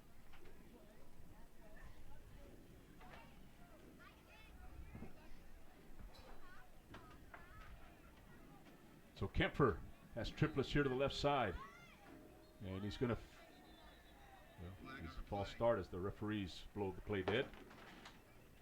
And we'll do this one all over again. That penalty is going against McNeil. 5-yard penalty remains first down, 1st and 15. So 1st and 15 after the 5-yard penalty. There's Blake Hinkey and Seth Medina, the receivers here on the left side, and Medina has the football, trying to get to the outside, and he is going to be written out of bounds. Kellen Janda along with Allen on the tackle. A pickup of about 6 yards. It'll be 2nd and 9. Nice job by Vista Ridge, the defensive backs, as they've got triplets here to the left side, and they've got 2 people blocking while the ball's being thrown, and able to get around it and keep holding for short yardage. And now looking, he throws here on the sideline, and that was a long developing play there, but it's caught by Blake Hinkey, And he's going to be close to a first down, and that might move the chains right at the 35-yard line. Yeah, and that's Janda coming up to get another big hit as he laid him out on the sideline. As you said, though, a long developing play on a short reception of the snap. I wasn't really sure who was supposed to be covering that receiver, but Janda coming over to clean it up. So 1st and 10, Kemper looking. He's looking deep. He's got a receiver up the middle. It is knocked away by Carter. A lot of contact by Janda and Curley. But Carter, again, you mentioned his speed and quickness, and right there to knock the ball away, he's 2nd and 10. Yeah, Darian Carter is one of those hybrid players. He really could be in a safety position or playing linebacker, as he is for Vista Ridge, starting at the strong side or quick side linebacking position. But we've seen him several times, not just tonight, but even previous games, where he is tasked with staying with the receiver and has done a phenomenal job. So triplets now to the right side. Mavericks 2nd and 10. They're going to hand it off this time up the middle, and it's up the middle, and it's Hutchinson at the 45. He's at the 30. Nobody's going to catch him as he sprints away from everybody, and it's touchdown, Mavericks.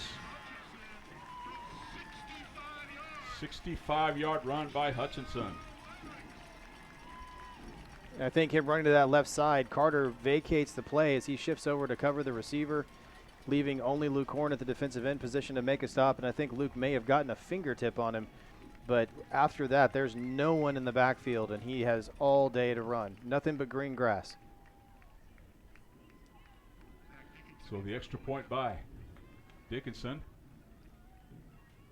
to make it 28-7 here in the first half. 2:44 to go. Still time for Vista Ridge to respond here, but a big 3rd down. 2nd and 10 there for a 65-yard bunt by Hutchinson. You can saw the Vista Ridge Rangers, the defense was just spread out. Yeah, again, when Carter vacates his linebacking position to come over to keep the wide receiver at bay, I think Vista Ridge may have thought it was going to attempt to be a quick bubble screen to the outside again, which is why Carter shifts over. There's no one there to stop him on the left side if he's able to get through the line as he did. But as you said, here's an opportunity with 2:44 left to go in the half. We've seen 2 sustained drives by Vista Ridge. They're taking a lot of time off the clock.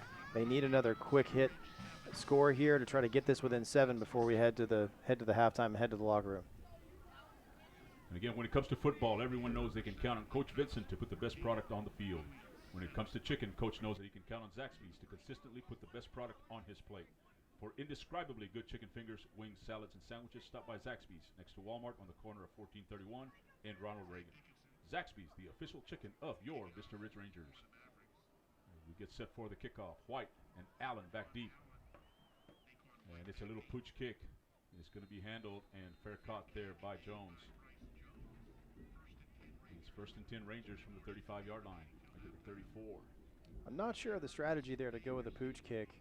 I've always said this about you score a touchdown and you get a pooch kick and you give the team great field position. Exactly, especially with as little time as there is on the clock. I think you might want to kick it deep there. See if you can't stop them before the 20 or even, south of the 30-yard line.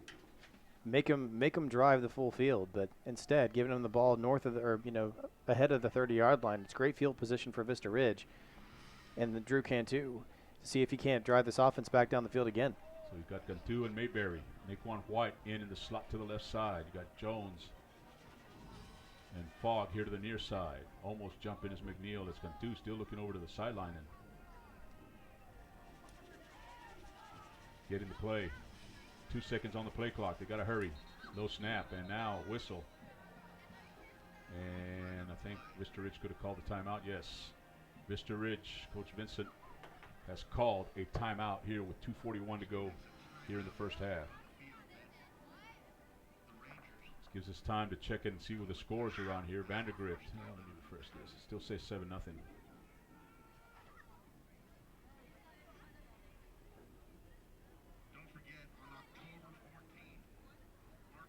Cedar Ridge and Vandergrift still 7-0. 36 seconds left in the half. Over at Monroe Stadium in Vandergrift. Stony Point leads Leander 13-0. 2:57 left in the second quarter. Cedar Park now up 21-0 over San Angelo Central, just underway second quarter there. Hendrickson 38, Westwood nothing with 8:13 to go in the first half. So is that a surprise to you? 38 points with still just what, 14 minutes? what, 60 minutes? It's a surprise that it's 38, and it's also a surprise that Westwood hasn't put anything on the board with that high-flying offense. Liberty Hill, after losing a thriller 52-51 to Hutto in overtime last week, leads Manor, another 6A school. 14-6. Hutto's 5A. And here's Cantu, 1st and 10. Look in, throws it up. There's White. He's got it in traffic. Spun out of bounds, but 1st and 10. That's going to stop the clock. So great pass there by Cantu as he threw it before White made his break. And nice job of Naquan White making the reception. Yeah, showing the big arm off there from Drew Cantu, something we didn't see a lot of last season. And I mentioned when White got hit, got leveled there in the pass up the middle, that probably got him into the game a little bit more excited. And now you can see he's showing some emotion out there. Cantu. Why is the clock running? I thought he went out of bounds. And go up the middle, off the hands of Fogg. I'm not sure why the clock was running on that play. It looked as though he went out of bounds to me and untouched, headed out of bounds. I'm not exactly sure. Again, he got spun out of bounds. Maybe the referee thought forward progress was stopped, but I'm not sure. But clock management here at Dragon Stadium is not up to par here tonight. But also the clock goes by what the referee says on the field. So not sure if they're not getting the communication from the field, but it's 2nd down and 10, and Cantu is going to keep it. And that was a quick decision. There's a flag down right in the middle of the pile. This could be holding against Vista Ridge. And it's going to be about a 2-yard gain for Cantu, but it's going to be holding, I guess, from Vista Ridge. And that's going to make it 2nd down and 20 if McNeil opts to take the penalty. Yes, they are.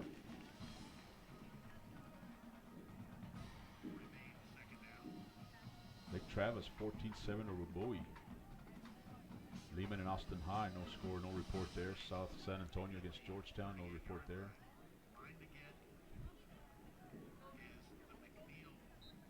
Ripon Springs over New Braunfels Canyon 14-7. such a big game going on at Burger Stadium tonight. You know, even though we're no longer in the same district as Lake Travis, we're certainly keeping an eye on that one. 1st and 20, Cantu. He's going to throw it deep. He's got White. Did he catch it? Incomplete. Looks like he had the football, but knocked away. It'll be 2nd and 20.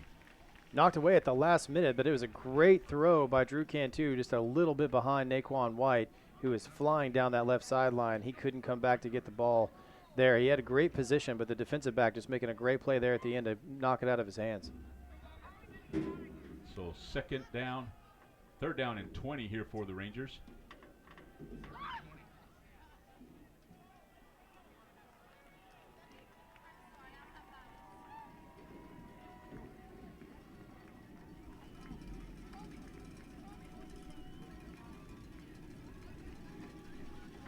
Cantu, it's going to be a little option here to Mayberry. Mayberry over the right side, trying to get the corner. Cuts it back inside, still on his feet. There's a helmet over there laying at the 38-yard line. That belongs to big offensive lineman, number 65, Avery Allen. And he'll be walking off the field, and it's 4th down and 20 with 1:28 to go, and I believe McNeil just called the timeout.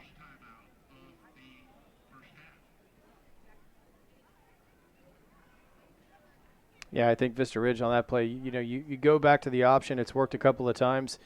Obviously, the attempt there is if it does get stopped, you're still running the clock or forcing McNeil to take a timeout with only 1:28 left. So, it's a smart play by the offensive staff. Try to force them into a bad position. Even if you're forced to punt here, hopefully you can kick it deep and make them drive the field in a very short time. So right timeout by McNeil. That is their second of the first half, I believe. They got one each.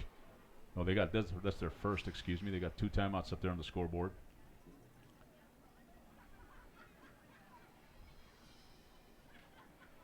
It's a 28-14 game.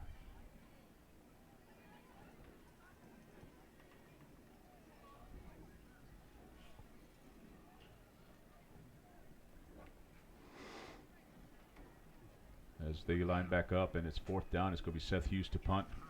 Curley back deep at about the 27-yard line. And they got to watch out for this guy, because this guy. And that's a good punt by Hughes, and Curley's going to stay away from it. It takes a Vista Ridge bounce, and Vista Ridge will let it bounce and let it roll. It's at the 15-yard line. And down at the 15. Yeah, smart play there. 48-yard punt. Smart play there by Elijah Jones, just letting that roll. Not only is it forcing the ball to move even further down the field and giving a longer field to McNeil, but you're taking additional time off the clock. So down to a minute and 15 seconds. Not saying this McNeil offense can't score that quickly, as we've seen them do it a couple of times tonight, but gives your defense a chance to hopefully pin back the ears, get back there, put pressure on the quarterback, and ensure that they don't put any more points on the board before halftime. So 1st and 10 from the 15, a minute 15 to go here in the first half from Dragon Stadium. And it's going to be a fake handoff to Hutchinson. No, Hutchinson has the football and runs right into the arms of Darian Carter. It'll bring up 2nd down and about 9 from the 16.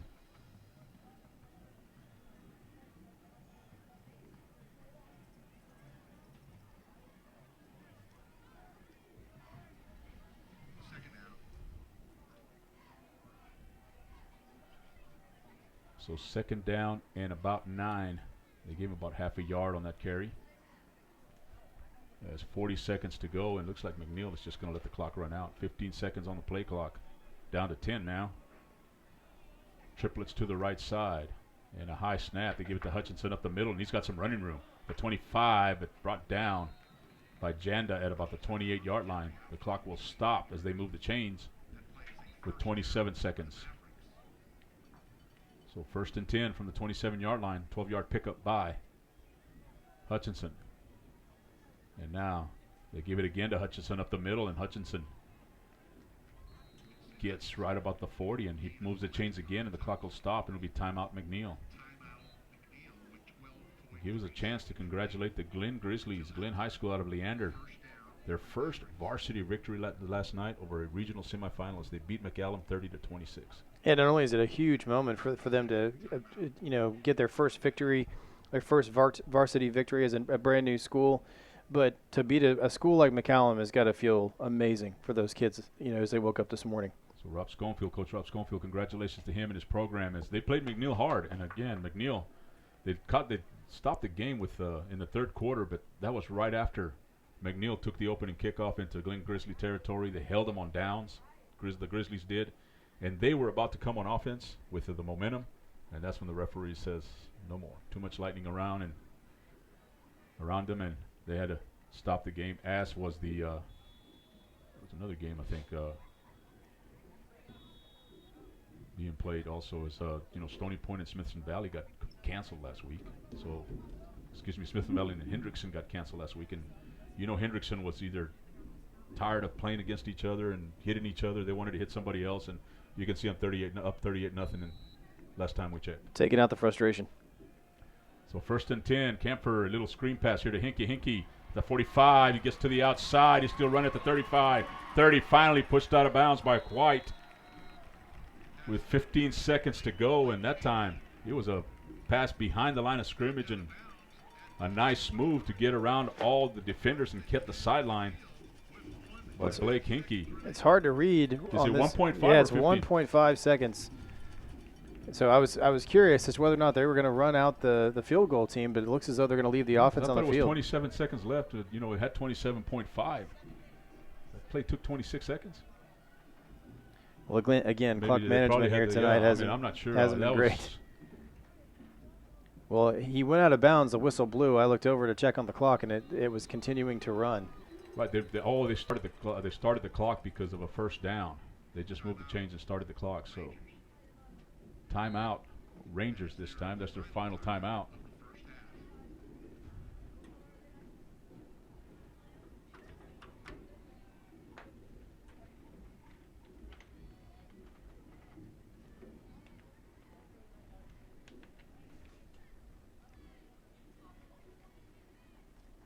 As Coach Benson gathers his guys over there on the far sideline.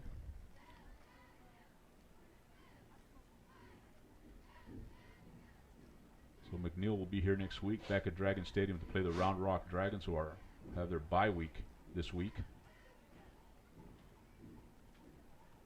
How much of the advantage that is? You missed the first week of district play, then you got 8 straight games to finish the season.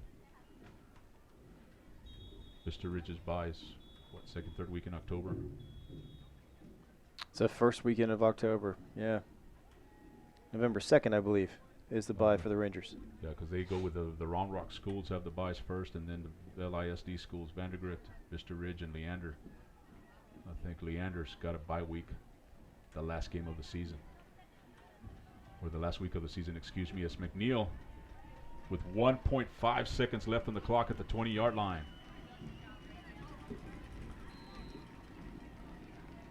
And Camphor, he's looking for Curley. He's go through the corner of the end zone and overshoots him.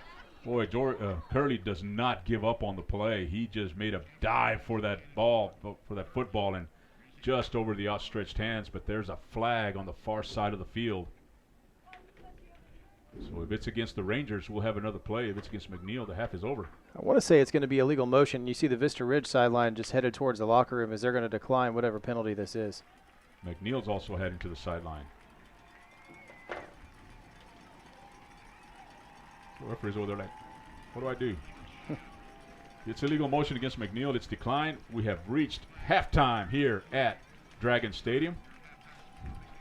It is a 28-14 game. McNeil up by 14 points. And we're just going to go ahead and just turn it over to the sideline here as the Vista Ridge award-winning marching band is going to entertain us here at halftime, and enjoy.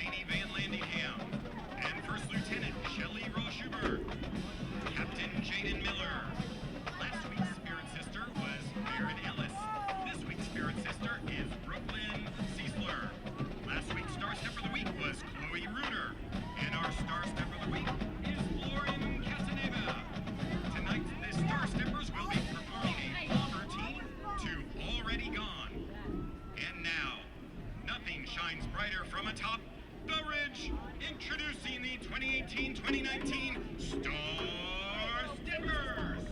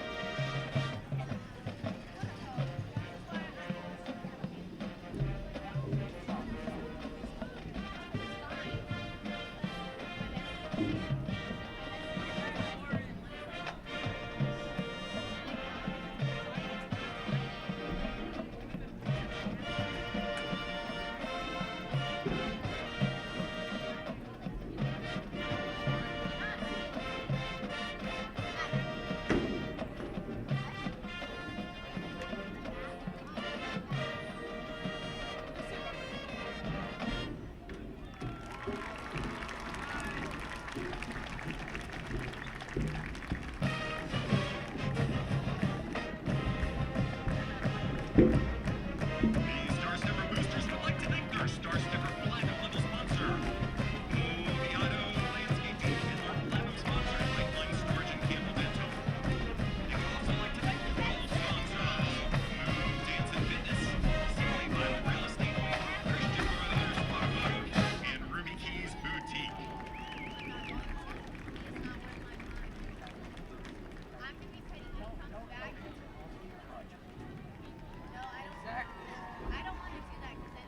And now, ladies and gentlemen, Vista Range is proud to present the Ranger Marching Band's portion of tonight's halftime entertainment. 5 minutes and then he'll get pissed and like. The Ranger Band is proud to present their 2018 competitive production entitled Lost and Found.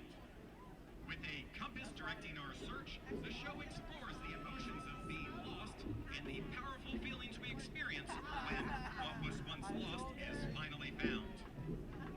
The show will feature music from the popular TV series Lost, Pat Metheny's Finding and Believing, Imogen Heap's Cycle Song, Don Ellis's Lost, Peter Gabriel's Digging in the Dirt, U2's I Still Haven't Found What I'm Looking For, and a beautiful surprise ending yet to come.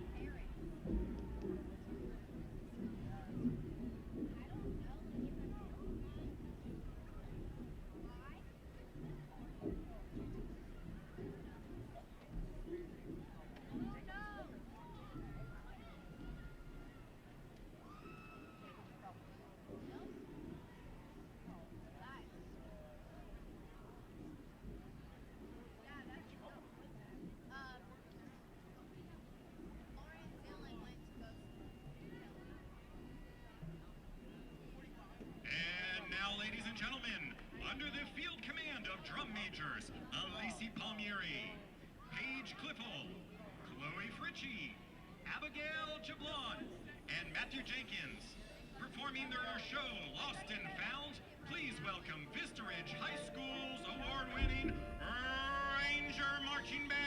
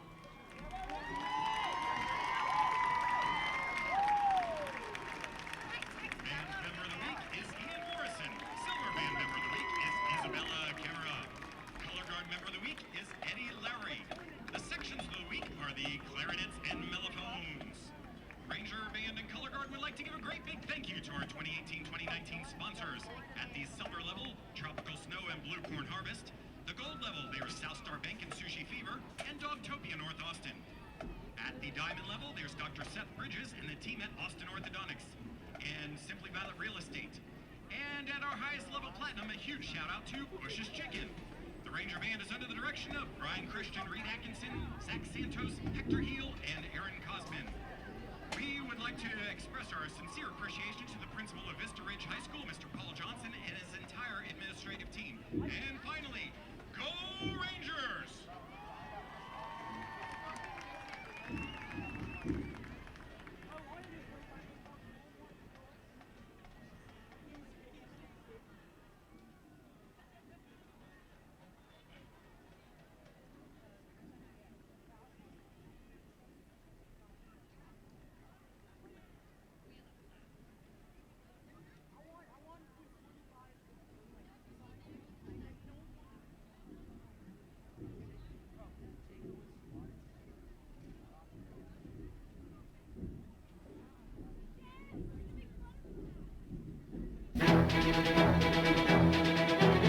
In the battle for barbecue supremacy, warriors pit prime meats, secret sauces, and recipes against one another. Yet one champion stands alone. Rudy's Country Store and Barbecue, in the modern-day vernacular, where bad means good. Rudy's Country Store and Barbecue has the worst barbecue in Texas. KMAX Sports is the largest online broadcast company in Central Texas. How large is that? Well, think of the Congress Avenue Bridge Bat Colony. Okay, folks, here they come. They're flying out from under the bridge. They appear to be Louisville Sluggers, and they're falling. Oh, the humanity. As God is my witness, I thought bats could fly. Bringing your teams to you since 2003 without dropping the ball or the bat. We are KMAX Sports. Mighty Fine Burgers, Fries, and Shakes is from right here in Austin. As you know, Austin has several fine burger establishments. That's why we're especially proud that Zagat has rated Mighty Fine Burgers, Fries, and Shakes the #1 burger in Austin. So is it Zagat or Zagat's? Like I said, there are several good burger places here in Austin. But as you know, there's good and then there's Mighty Fine. Mighty Fine Burgers, Fries, and Shakes. KMAX Sports is the largest online broadcast company in Central Texas. How large is that? Well, imagine a downtown condo tower if it was full of sports. But first we'll have to evict the hipsters. Not cool, man. Not cool. But don't worry about them. They won't starve. There's plenty of food trailers left on Rainy Street. Oh, what's that? They ran them all out? Aw, poor hipsters. Bringing your teams to you since 2003. We are KMAX Sports. In the battle for barbecue supremacy, warriors pit prime meats, secret sauces, and recipes against one another. Yet one champion stands alone. Rudy's Country Store and Barbecue, in the modern-day vernacular, where bad means good. Rudy's Country Store and Barbecue has the worst barbecue in Texas. KMAX Sports is the largest online broadcast company in Central Texas. How large is that? Well, think of the state capitol if it was full of sports. I mean, the Rotunda's more than large enough for basketball or volleyball, and let's face it, anything we do in there is going to be better than what's going on right now. Plus, those guys only work every 2 years. We bring your teams to you every doggone day. Bringing your teams to you since 2003. We are KMAX Sports. Mighty Fine Burgers, Fries, and Shakes is from right here in Austin. As you know, Austin has several fine burger establishments. That's why we're especially proud that Zagat has rated Mighty Fine Burgers, Fries, and Shakes the #1 burger in Austin. So is it Zagat or Zagat's? Like I said, there are several good burger places here in Austin. But as you know, there's good and then there's Mighty Fine. Mighty Fine Burgers, Fries, and Shakes. KMAX Sports is the largest online broadcast company in Central Texas. How large is that? Well, think Mopac Improvement Project. Except we're always on budget, our price never fluctuates, and we're always on time. I mean, are they ever going to finish this thing? Right this very second, I'm stuck northbound at 5th Street. Ah!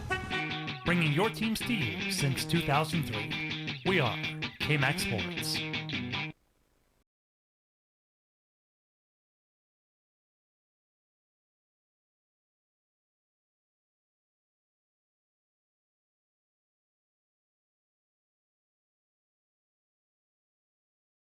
Where McNeil leads the Vista Ridge Rangers 28-14.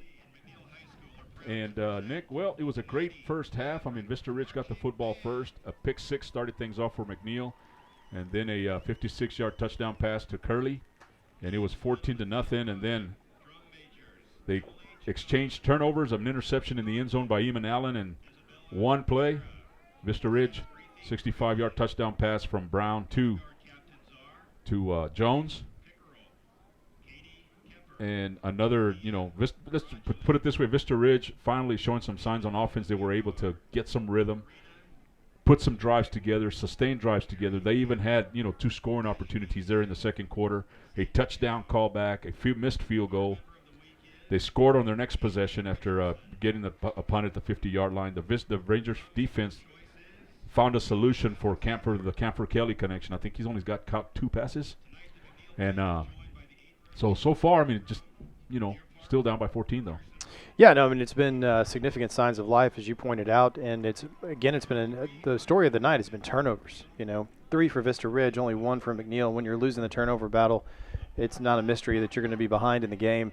But coming into the second half, as you said, the defense even did some great things, made some adjustments, which we've not seen Vista Ridge do much. They normally stick to that 3-4 with the pressing linebacker approach, where 2 guys are coming from the outside at all times, and the line is simply just crashing holes. But tonight you see them with McNeil trying to get the passing game going, switch over to the dime, and it bit them once on the long run, where you had a vacated linebacker. There's no one behind the line of scrimmage to make a stop. But beyond that, it's been, the containment of Jordan Curley and this incredible quarterback in Camphor.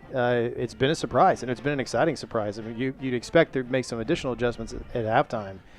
Yeah, and you see the way McNeil sets up the run by spreading things out, thinking they're going to go to the wide receivers, the triplets. They set up three wide receivers to the right side, and you think they're going to pass, and that opens up the middle as Hutchinson broke a 65-yard touchdown run there in the second quarter, just as Vista Ridge had the momentum, and after they cut it down to 21-14.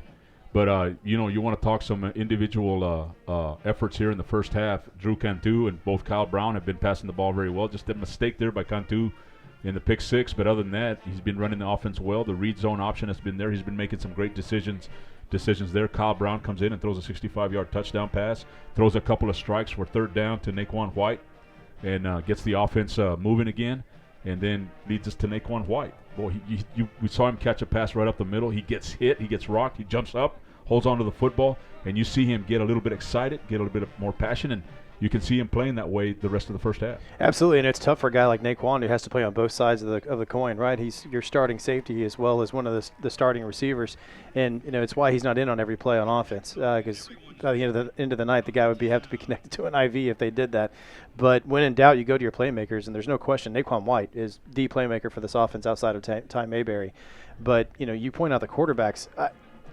I question always going with a 2-quarterback system, especially when they're just swapping series, the way that Vista Ridge has done tonight, because it's been, it's Cantu show for one series. He comes out and back in comes Brown. You would think that neither quarterback would be able to get into any rhythm, but instead both quarterbacks look in rhythm tonight. They both have looked great.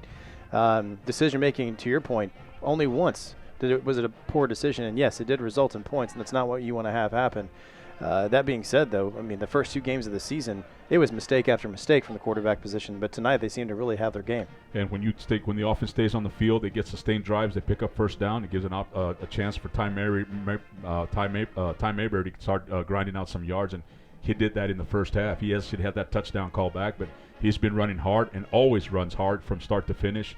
Even kicking his way for about 7 or 8 yards there on a running play, but He was showing no mercy on that run, just to continue with the Karate Kid theme. But I'm incredibly impressed with Ty Mayberry's toughness tonight, to be honest with you. Not just what he's done when the ball's been in his hands, but you pointed out every time they do fake a handoff to Ty Mayberry, as they do with his own read quite often, or they fake a pitch, he's getting hit on every single play, and they're not small hits. He's getting beat up, but continues to just pound the rock and show his strength on these runs where he's having to fight through several tackles. It's impressive to watch, and I'm excited to see what he's going to do in the second half. And we also forgot to mention in the first quarter when both quarterbacks had Naquan White open downfield, and they just overthrew him. Or those could have been some big plays for Vista Ridge. Now we turn our sights over to defense. Yes, we would probably like the defensive line to put a little bit more pressure on Camphor, but you got to give credits to the linebackers and the defensive back. The defensive backs are being physical on those McNeil receivers. They have made the receivers realize, we're back here, and it's not going to be easy. And then Darian Carter and the linebacking core have done a fabulous job covering downfield and also, being able to kind of slow down the McNeil offense. Absolutely. You want to try to adjust to that underneath passing element that McNeil brings, forcing Camphor to try to go deep, as he's done a few times now, and those plays have either been broken up or intercepted only once as he completed one of those passes. And so I agree. I've been incredibly impressed with the defensive backs and the linebacking crew specifically. The gentleman that you mentioned, Darian Carter, just showing off his athleticism as he's moved outside a couple of times to cover receivers as opposed to staying home in the linebacking position. And yes, it bit Vista Ridge one time, but other than that, he's been one of the key guys to help break up the passing game. Yeah, and he was covering Jordan Curley on a couple of middle routes there. No small task, And so nice job. I mean, they're only 14 points down. It's still a game, and McNeil will be getting the ball first in the third quarter. So what's the message Coach Vincent is trying to relay to his team here in the halftime? That we're neck and neck with these guys. Take the points off the board right now. We are playing even with them. We can beat this team. Several mistakes in terms of turnovers in the first half. Otherwise, this could be a tie ball game if not separated by just one touchdown, or possibly even Vista Ridge up. The touchdown called back, that takes 7 off the board. You and I still continue to question what that call was. Yeah, I don't know what that penalty was, but referee called it. But Coach Vincent's always very positive with his football team. As you know, he's always going to bring a level of confidence and show him that, hey, the coaches are behind you. We know that we can beat these guys. So I'm sure that's just the message that he's pouring into them in the locker room is, let's go out there, let's keep our hair on fire, and let's go get a stop right here on the first drive. Let's get the ball back to the offense and get back in this game. And on the McNeil side, what would that they live on Camphor's arm and Curley's catch and running ability in the running after the catch. But Hutchinson has also been, I believe he's probably got over 100 yards here in the first half with that big 65-yard run in the second quarter. I think you switch to relying on Hutchinson, especially if Vista Ridge is going to stay in the dime look that they've shown over the course of the second half of the first half. Essentially, they made that adjustment late in the first quarter. It suddenly resulted in some stops, and so I'm sure Coach is saying, hey, if they're going to stick in the dime, we're just going to pound it up the gut as we did, and obviously that was very successful, so why not stay with it? Now, obviously their hope is that opens up some things for Camphor and force Vista Ridge to go back to the traditional 3-4 where the linebackers are actually just plugging holes and trying to stop the run, which opens up the passing game for you. So McNeil, the great thing about them, if you're a McNeil Mavericks fan, is they can come at you from a variety of different ways. They've got weapons all over the field. Vista Ridge has done a decent job of containing those weapons so far tonight, but they've got a tough task ahead of them with the next 24 minutes. So both coaches trying to motivate their teams in the locker room, Coach McMahon and Coach Vincent, as both tunnels are up and Vista Ridge is back out on the field. We're going to take about a 60-second break. When we come back, we'll have the start of the third quarter for you. Vista Ridge Rangers football right here on the KMAX Sports Vype Media Network. In the battle for barbecue supremacy, Warriors pit prime meats, secret sauces, and recipes against one another. Yet one champion stands alone. Rudy's Country Store and Barbecue, in the modern-day vernacular, where bad means good. Rudy's Country Store and Barbecue has the worst barbecue in Texas. KMAX Sports is the largest online broadcast company in Central Texas. How large is that? Well, think of the state capitol if it was full of sports. I mean, the rotunda is more than large enough for basketball or volleyball, and let's face it, anything we do in there is going to be better than what's going on right now. Plus, those guys only work every 2 years. We bring your teams to you every doggone day. Bringing your teams to you since 2003, we are KMAX Sports.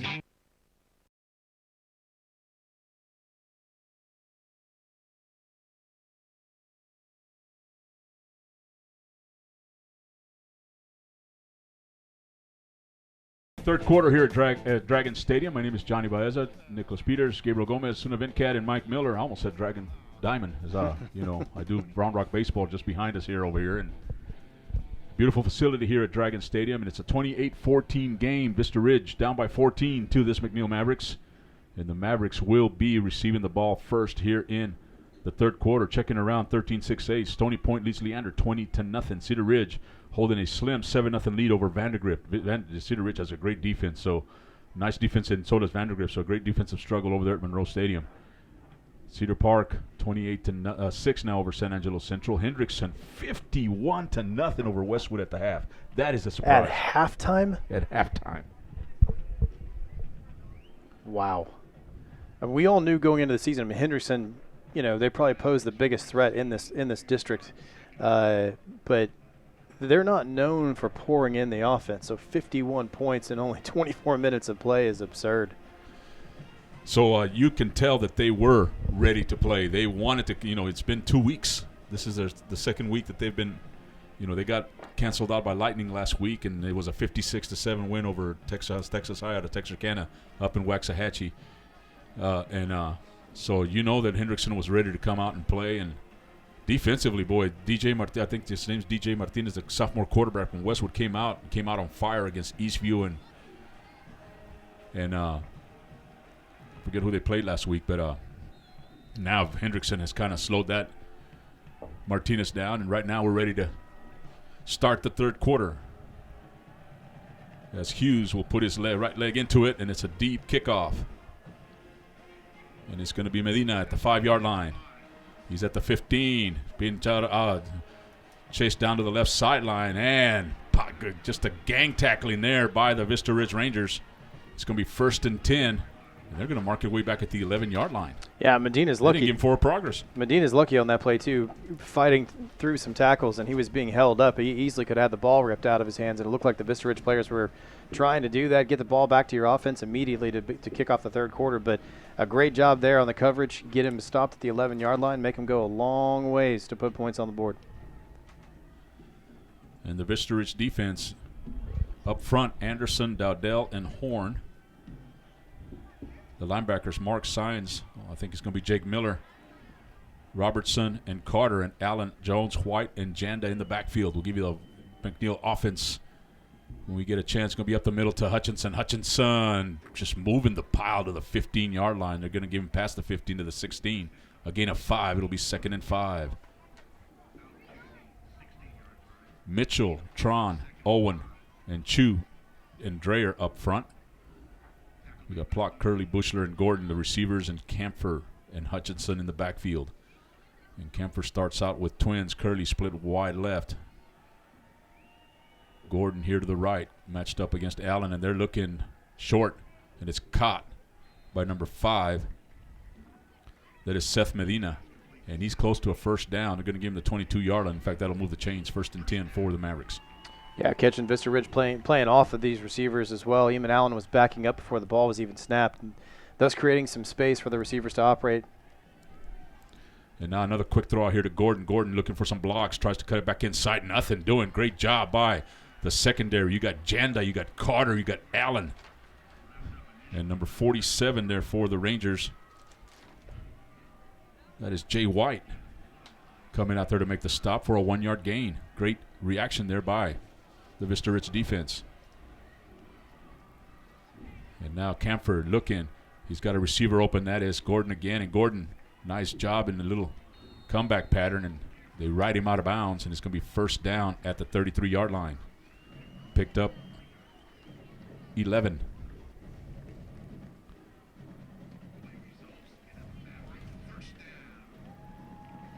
So now Malik Gordon has been the primary target here for Camphor as he lines up with triplets to the left side again. He's going to come over here to Gordon this time. Try to run with it before he caught it. And pass goes right through his hands, incomplete. Yeah, and our listeners can't see this, but Vista Ridge has transitioned back to their standard 3-4 with Oliver Marks simply playing out wide. But Eamon Allen has given quite a bit of space to Gordon on this near sideline, which is why they're targeting that. He has to be respectful of his speed. It's going to be a handoff to Hutchinson up the middle, breaking tackles. A flag flies across the pile as he gets to about the 37-yard line, a gain of about 4, but we'll see what the flag says, holding against McNeil. So back him up 10 yards. It'll be 2nd down and 20. I think Luke Horn has been asking for that call since about the second series of the game. And on that play, he was clearly held. So finally getting the ref to take a look, or the umpire, I should say, to take a look and see what's happening to him as he tries to break through that offensive line.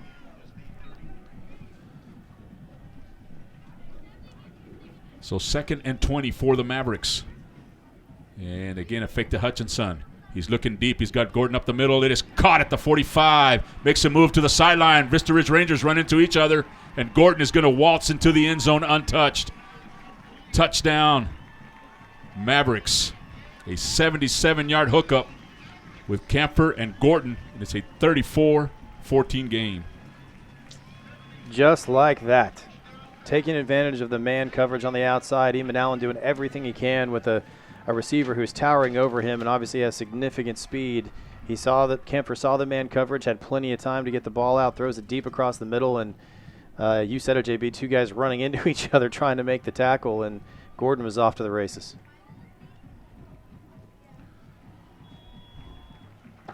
So Camphor, is that his 3rd touchdown pass tonight?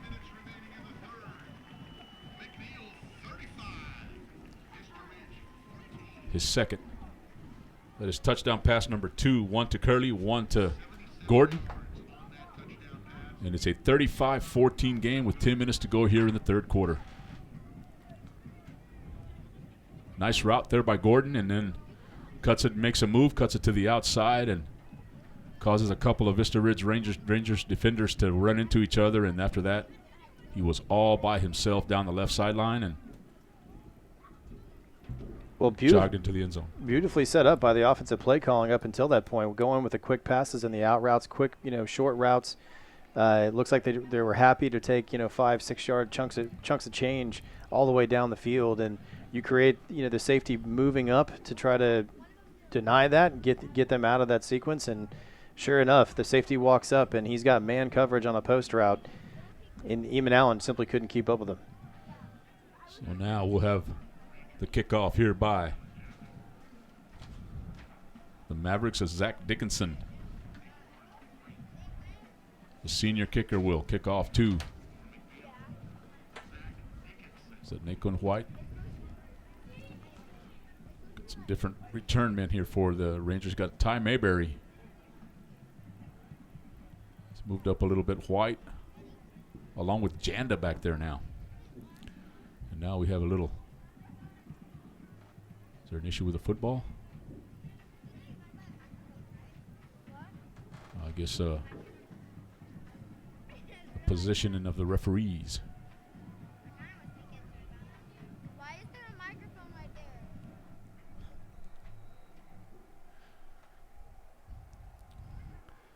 there? And the kick is going to be a little bit deeper, and Janda is going to run it back, and he whistle blows. He stepped out of bounds at the 7-yard line, 6-yard line. So Janda couldn't stop. His momentum carried him to the sideline, and as he was trying to make a move back, he steps out of bounds. And not very good field position here for the Rangers as they have it 1st and 10 at their own 7-yard line. Yeah, just a lack of awareness there by Kellen. You've got to know where you are on the field, especially when he's kicking deep, and they've been pooch kicking all night long. Kellen goes over to make the catch. He would have been smarter just letting that one go because it looked as though it was going to roll right out of bounds. So instead of having the ball at the 40-yard line, you're starting from your own 6.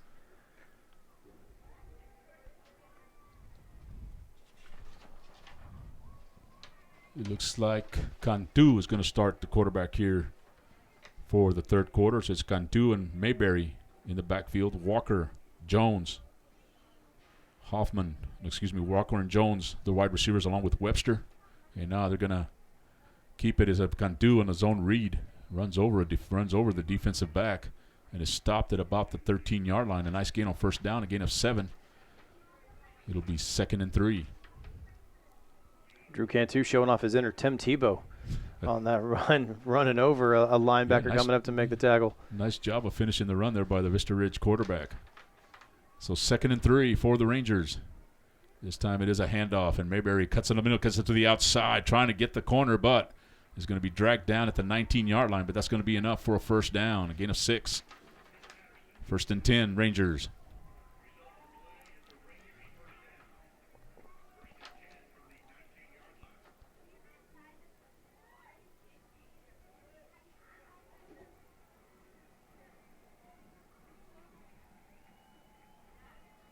And Cantu over the sideline gets the play. 18 seconds on the play clock. Still plenty of time as he gets the offense lined up.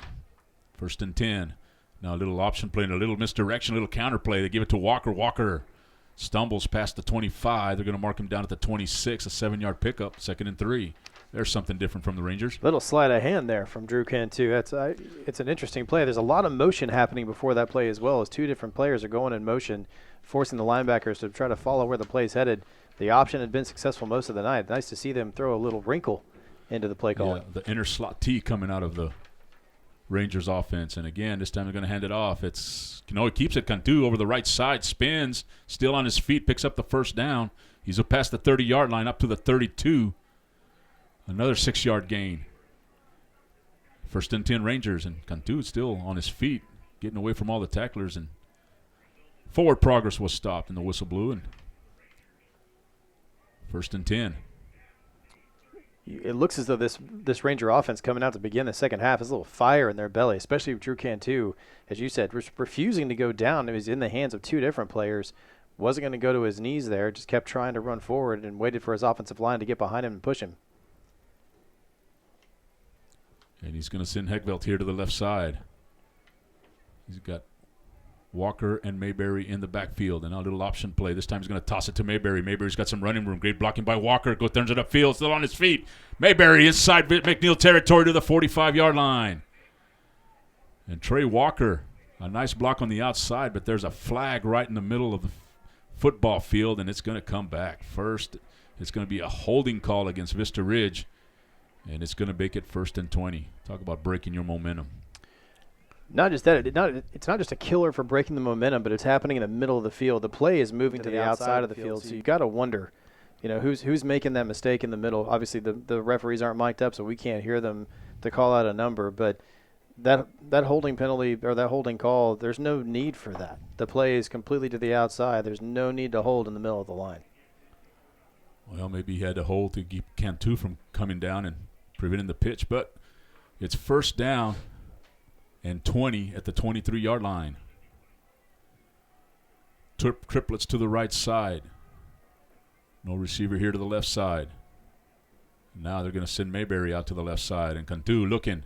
He's going up the middle. He's got a receiver, and Walker is met as the ball gets there. And now a flag as the ball falls incomplete. And there was a big collision in the middle of the field, and both players are slow getting up. Walker.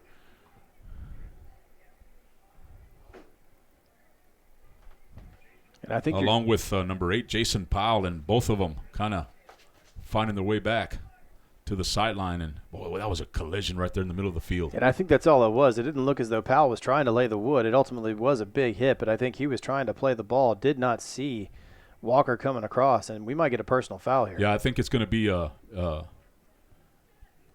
pass interference because the contact was there as he hit Walker coming across before the ball got there. Boy, both helmets, they went helmet to helmet there at about the 45-yard line. We hope they're okay.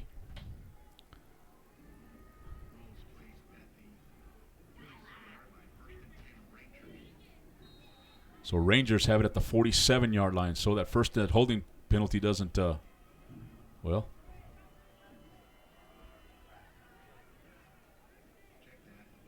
So the ball's back at the 37-yard line.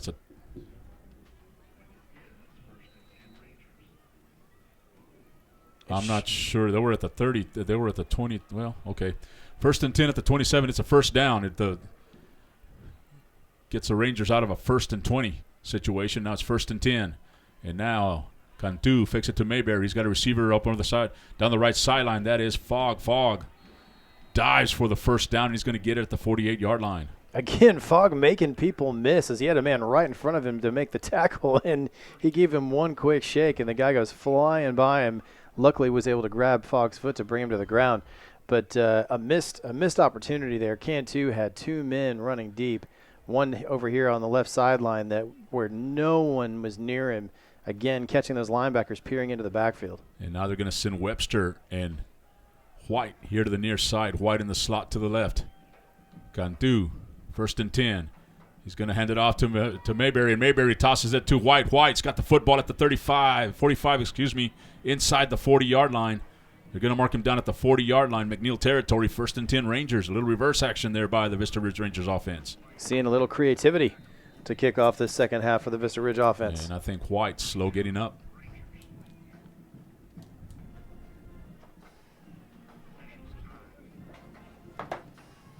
Gives us a chance to thank Elder Mitsubishi Motors, the dealer for the people, sponsoring Vista Ridge Rangers football, along with Foxhole Culinary Tavern, Mighty Fine Burgers, Fries, and Shakes, Randall Jones and Associates, Slotsky's, Summer Moon Coffee, Vista Ridge Family Dentistry, Zaxby's, and new to the family, Serrano's Cocina y Cantina. So we appreciate their support as White is being tended to. I believe that's Naquan White. It is, and this is exactly what you can't have happen if you're Vista Ridge. Is you're a big playmaker, going down at any point. Hopefully, it's something small, and he's able to get up on his own power and walk off the field and get back into this game. It's the 4th quarter now at Monroe Stadium. Cedar Ridge still leads at 7-0. Stony Point leads Leander 20-6. 4 minutes left in the 3rd quarter. Hendrickson up 57-0 over Westwood. Looks like they just scored and. They're waiting for the extra point. So a 51-0 lead at halftime for Hendrickson. Now they extend it to 57-0. It's a 35-14 game, but Vista Ridge driving. They have it at 1st and 10 at the 40-yard line. And again, it's going to be Mayberry up the middle. Spins, breaks a tackle, still on his feet. And gets it inside the 35 to the 34. Gain of 6, 2nd and 4. Tough running between the tackles there for Ty Mayberry. Yards after contact. That's something stat that they would need to keep on number 2 down there on the field, because he gets hit behind the line of scrimmage, it spins away and just keeps getting the tough yards and always seems to get positive yardage. 5:54 left here in the 3rd quarter. Vista Ridge 2nd and 4 at the 34-yard line. Drive that started at the 6. And now an inside handoff. That's going to be Walker. Walker in the open up the middle to the 25. 1st and 10 Rangers. A 9-yard pickup. And again, going with the fake counters. option. Yeah, the fake option counter, you love seeing that. It's a play that doesn't get run very often because it is very hard to. It's a long developing play, but nice job by the offensive line keeping with their blocks. Absolutely, and it's great to see Walker back out on the field after that big collision as well. So, no, he's got twins to each side, does Cantu. 1st and 10 from the 25. Mayberry in the backfield, and Cantu is going to take it out of his gut and run it to the left side. He's got the corner. He's at the 20, spins away, and Cantu down to the 19, pickup of 6. Well, he's a tough runner.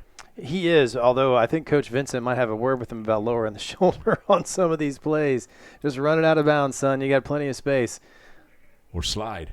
Or slide, one of the two. It's the last thing they need is for Drew Cantu to go to the ground. Not only does C stand for Cantu, but C stands for contact.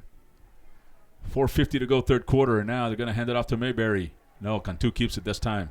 Nothing doing there, as it is red right there by the McNeil defense, and number 20 coming up to make the stop for McNeil. That's Malachi McMillan, the linebacker. 3rd down and 9 here for the Rangers, from a 2nd and 4 to a 3rd and 9, a 5-yard loss. On that play, Walker, and Fogg to the right side. Webster here to the near side.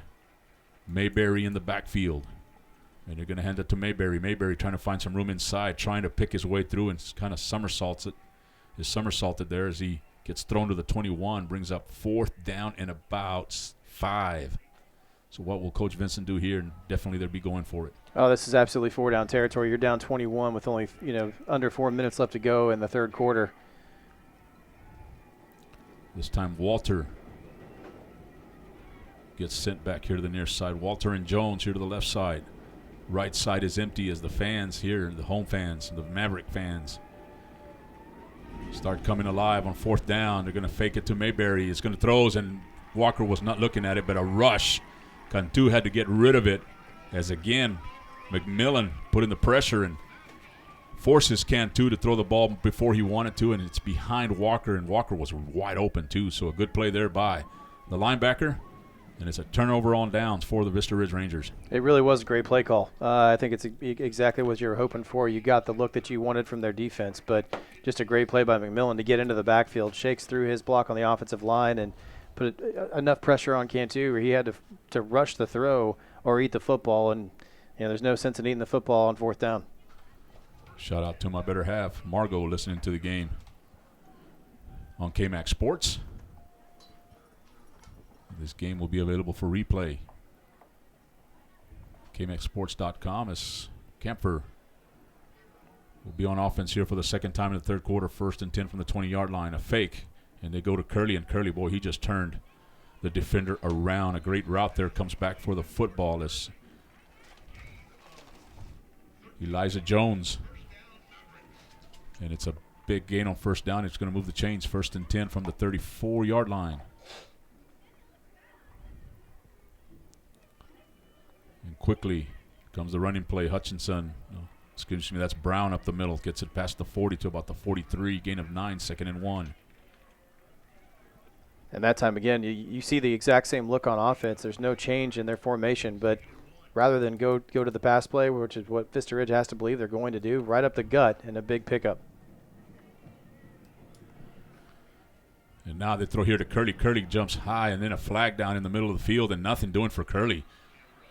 Vista Ridge, boy, you saw the ability that Curley has as he goes high up for that pass and is dropped right at the 1st down marker, but it's a penalty against McNeil. Is it a holding penalty? It is. We're gonna have 2nd and it looks like 11 here. I thought that the receivers over here were blocking before the ball was even thrown. I don't think you're supposed to be doing that. 2:53 to go here in the third quarter. McNeil 35-14. It is now 2nd down and 11 after the 10-yard penalty, and that's going to put Brown in motion to the left side. Camphor is all by himself in the backfield, and now they're going to let the rushers come in and get it to Gordon. Gordon drops it. Horn quickly in the face of Camphor, and the pass was there, but again, Gordon tried to run before he caught it, and he's going to bring up 3rd and 11 after the incomplete pass. That's the first time tonight that we've seen Luke Horn line up outside of the shoulder of the right guard, or sorry, the right tackle, and that's where Luke Horn shines, is in pass rush when he's given the opportunity to show off that quick first step and his strength as opposed to going up the middle. And there you see it. As soon as he's given the opportunity, he's blowing through the line and forcing the Third throw. and 11, the fake handoff. He's looking deep. He's got a receiver deep, and he collides with a defensive back, and the referee points to his leg and says incidental contact as he was going for Curley. A little post route up the middle as the fans, you can hear the reaction. It's going to bring up 4th and 11 as Curley tried to run over the defensive back. And, well, you saw the referee quickly point to his foot and says, hey, it's just incidental contact. He just tripped. No, that's a great job back there by the back judge to go ahead and ensure that it was incidental. Let the folks know he's not going to be pulling out a flag. Yeah, the home fans may not like it, but it sure looked as though they just happened to bump into each other while running the route. You know, he just immediately, before any, he says, no, it's not going to happen. So 4th down and 11. So the big holding call for the Mavericks. Now the high snap and the punt. And Haynes calls for the fair catch, and he runs right through it. Ball still loose, and nothing but Mavericks there, and Haynes. The 4th turnover of the night for the Vista Ridge Rangers gives McNeil the ball back at the 41-yard line in the Vista Ridge side of the field, but there's a flag down here at the 46-yard line.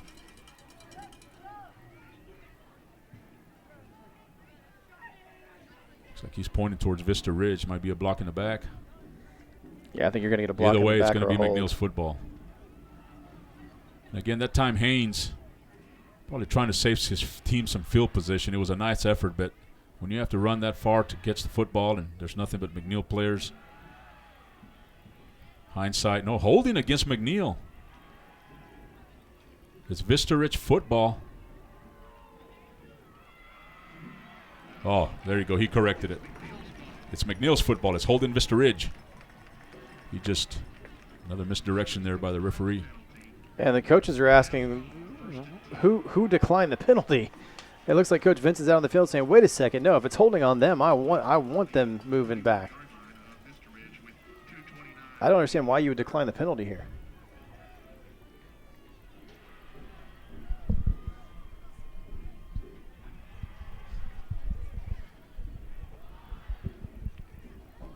Yeah, that was a bit confusing. They say holding on McNeil, and it's McNeil's football, so I think he just and Coach Vincent is irate. Yeah, he has a right to be as just poor communication there. And now Camper under center. He's going to hand it off, and it's Hutchinson. Runs into the line of scrimmage, spins away, and still moving the pile, and it's going to be about a 5-yard pickup on 1st down. Make it 4, 2nd and 6 from the 37-yard line. So the 4th turnover by the Rangers gives McNeil the football. And they have it right now, 2nd and 6. Curley and Plock, therefore, McNeil to the left side. Medina and Gordon here to the right. 2nd down, 6, Kempfer. He's going to hand it off to Hutchinson. Hutchinson up the middle, and he stopped as he gets into past the 25 to about the 23. Pick up a 4, 3rd down and 8. Yeah, third and 2 here after just a 2-yard gain. The Vista Ridge defense starting to stack the line as it looks as though they are going to try to plan on the Hutchinson show here in the second half. Just keep running this thing up the gut. But here you go again with a spread formation from the Mavericks. Yeah, under a minute 20 to go here, 3rd quarter. Curley all by himself working against Allen. Over on the left side, triplets here to the right. They're going to hand it off to Hutchinson up the middle. This time he's got an opening. Oh, touchdown saving tackle there by Kromas as he trips Hutchinson and falls to the 20, but it's a 1st down after the 13-yard pickup. And Hutchinson, he just has a burst through the middle of the field. Once he sees a hole, he hits it hard. He just saw that hole open up right up the middle and quickly was right through it. Was at the 2nd and 3rd level of the defense, and a touchdown saving tackle by Kromas. Under a minute to go, 40 seconds to go here, 3rd quarter. Play clock hasn't been an issue here all night. As McNeil just running it. It's approaching 10 seconds. 1st and 10 from the 20. Camper fakes to Hutchinson and throws it over here to Plock. Plock gets it to the 15. So a nice catch, nice throw and catch, and just kind of They're picking their way downfield, and it's a second and 5 from the 15. Make it 4 after a gain of 6. They're going to let this. Yeah, it's going to let it go to the fourth quarter. They're going to let this go to quarter, JB. But Camphor came off the field. I'm not sure if you saw this. He's grasping at his right shoulder. It looks as though he's trying to work that shoulder out a little bit. I don't know if he took a hit on that play and landed on top of it, or if his arm's just getting tired. But he looked as though like a pitcher, just trying to work through a shoulder issue. We head to the fourth quarter. It's a 35-14 game, and just keep it here as we got an update. Cedar Ridge up to 14-0 over Vandergrift with 11:56 to go in the fourth quarter. Stony Point 26-6 with a minute left in the third quarter over at Bible Stadium. And Hendrickson 64-0 over Westwood. That is a surprise. 64 points, and it's still the third quarter. They didn't even put the time here. I'm honestly surprised by the Cedar Ridge score as well. Vandergrift coming in with that high-powered offense and not having put up any points into the fourth quarter. Well, Cedar Ridge, after losing to Temple and holding on to beat Cedar Park last week, after Mother Nature kind of forced everything to be moved around, they beat Cedar Park at Burnett last week. Coming up and making a big statement. And then Vandergrift goes to Hendrickson next week. Which is going to be a huge game next weekend, absolutely. Any update from Burger Stadium? Lake Travis, it was what, 14-7? Now it's 42-7 at the half. Lake Travis. Wow. Austin High over Lehman, 34-14. Weimar leads St. Michael's 29-14. Liberty Hill 21, Maynard 12. You know, Liberty Hill making statements all over the place. Absolutely. You know, Kyle Harrison, the running back in the slot T, over almost 300 yards rushing against Hutto. And now it's 2nd and 5, and again it's going to be Hutchinson as he bounces it to the outside. They grab his ankle, but he runs through the tackle of Colton Stahl. Gain of about 4 yards, maybe 3, 3rd and 2 from the 12-yard line. 52-51 last week at Hutto, and they went for 2 when they scored the touchdown in overtime and failed. And now another handoff. They go up the middle to Hutchinson, and Hutchinson this time piled her up right up at the line in the middle of the line of scrimmage, and a lot of Rangers there to make the tackle. Jake Robertson was in there, Anderson was in there, and Colton Stahl. And it was Oliver. 4th down, and they marking all the way back to the 14-yard line, so a loss of 2, so it's 4th and 4. Yeah, Oliver Marks coming off the edge. They're flying off the edge into the backfield. Read that play perfectly. It was the first one to get to him and at least get him tripped up before he got into the line. And then there was nothing there. A great surge by the defensive line. So 4th down and 4. Again, Kemper letting the clock run down. 7 seconds left, and they might be calling a timeout here, and they do. Coach McMahon will call the timeout with 10:46 left to go here from Dragon Stadium. We're going to take a short break. You're listening to Vista Ridge Rangers football on the KMX Sports Vype Media Network. Mighty Fine Burgers, Fries, and Shakes is from right here in Austin. As you know, Austin has several fine burger establishments. That's why we're especially proud that Zagat has rated Mighty Fine Burgers, Fries, and Shakes the #1 burger in Austin. So is it Zagat or Zagat's? Like I said, there are several good burger places here in Austin. But as you know, there's good and then there's Mighty Fine. Mighty Fine Burgers, Fries, and Shakes. Hey, have you liked us on Facebook yet? Whoa, stop right there. Well, why not? Search KMaxSports.com and like us now.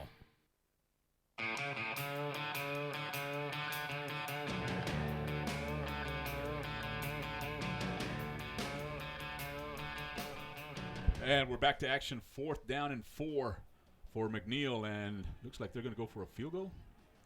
Yeah, they got Kemper back out there. Thought I saw a kicking tee on the player's right hand there at the 20-yard line. That's Hutchinson. Triplets here to the left side. Curley, Plock, Medina, Gordon. Split wide right on 4th down and 4 with 10:46 to go here, fourth quarter. And they snap it. They look here to the left. They go up the middle, and that Curley, he caught it. He's at the 5, dives to the end zone. They give it to him. Touchdown, Jordan Curley. Boy, what a catch in traffic. Looks like Camphor saw him late, threw the ball late, but Curley makes the play for his quarterback. And it's a 14-yard touchdown on 4th and 4. Climbing the ladder and showing off that athleticism that you constantly hear about with Curley. Then once he does get to the ground, he just turned and dove about 4 yards into the end zone. His second touchdown pass, Camphor's third of the night. And it's a 41 plus the PAT, a 42-14 lead with 10:38 to go here in the fourth quarter.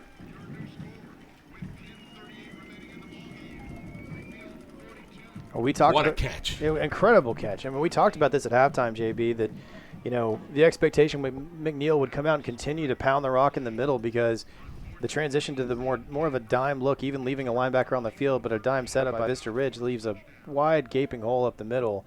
And that is what set up this run. You saw Oliver Marks shift inside to play the run there on a 4th and short, expecting them to try to go up the middle again, creating some space for the quarterback to make a play and just throw it up top. And when you're throwing it to someone as tall as Curley is, with his athletic ability, it's really hard for anyone to play with him. His size makes him a complete difference maker. And it looked like he waited too long to actually throw the football. And there were 3 Vista Ridge Rangers right there. And Curley just goes up, climbs the ladder, all hands on that catch. He just grabbed it out of midair and then turned towards the end zone and dove from about the 3-yard line, across the plane of the goal line, and it's a 42-14 lead for the Mavericks as we set for the kickoff here. And it's a much deeper little pooch kick. It's going to be Allen at the 20-yard line, make it to 19. He drops the football, picks it up, tries to get to the other side, and has nowhere to go. He gets back to the 20-yard line.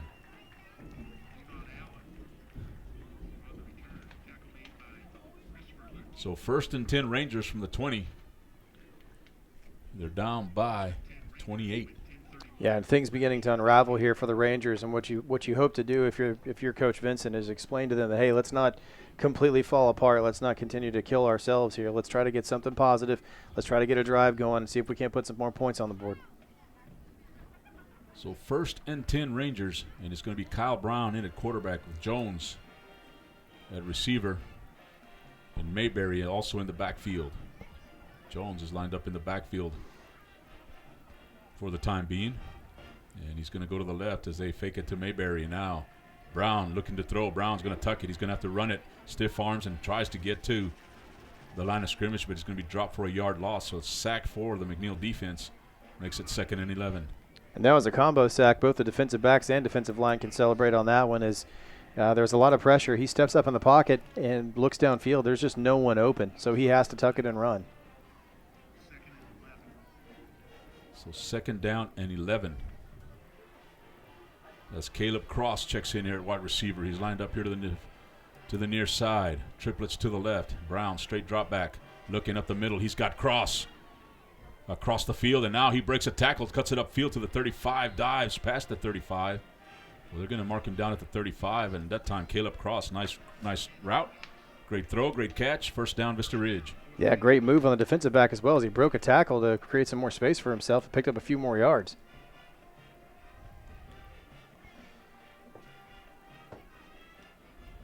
And now Brown rolling out to his left, he's got a receiver in the middle. That's Jordan Webster. Webster is going to be tackled and thrown forward for 11-yard gain, 1st and 10 Vista Ridge. So we were anticipating rain, anticipating bad weather, but it has stayed away for most of the night. Rained briefly before the game for maybe 5 minutes.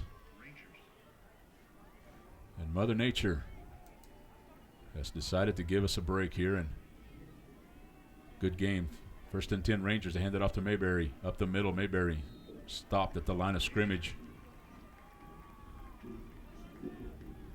There's nothing doing there. The door closed quickly. Latham on the tackle. Sammy Latham, he is having a big game tonight. Yeah, we hadn't called his name that much in the second half, but in the first half he was all over the place. And again, 6 foot 6 inch defensive end. And now Brown looking, steps up in the pocket. It's going to roll out to his left, breaks a tackle, throws. He's got a receiver, and Jordan Webster makes the catch. And he's slung forward again to the 45-yard line, McNeil territory, gain of 9. And what a nice job of Kyle Brown. Escapes the pocket, keeps his eyes downfield, and finds Webster and Nice little toss for a 9-yard pickup. Yes, they're rolling him to the short side of the field, which is typically not what you want to do with a right-handed quarterback, but he's finding this soft spot in the zone, and those guys are open just about every single play. So third down and 1, excuse me. We're down to 8 minutes to go here from Dragon Stadium. And it's going to be Mayberry up the middle to the left side, breaking tackles, and a hard-fought 3 yards. McNeil says the ball came out, but a referee on the far side comes in, says he was down. So it'd be 1st and 10 as the Rangers move the chains again.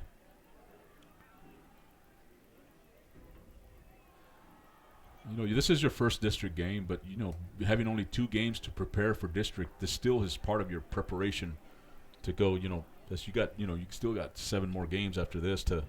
Absolutely. It's very difficult, especially at the high school level, to know who you are coming, you know, with only 2 games under your belt. So Walter in motion. Brown this time rolling out to his right. He's got a receiver, and that's Walter. Walter making a move down here in the near sideline. Picks up 5 on first down. It'll be 2nd and 5. Just taking what the defense is giving him right now, and the Vista Ridge Rangers are moving it down the field. Trying to cut into this 28-point lead. And Kyle Brown looking a lot more accurate than we've seen him so far this season. Give him 4, 2nd and 6, and now here again on the sideline. This time it's caught. It's Jones and goes out of bounds to stop the clock. They mark him at the 32. A gain of about 3. It'll be 3rd down and 2.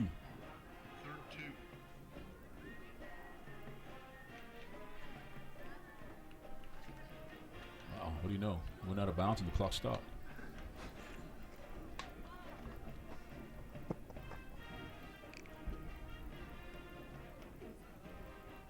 So Brown, he's got triplets to the left side.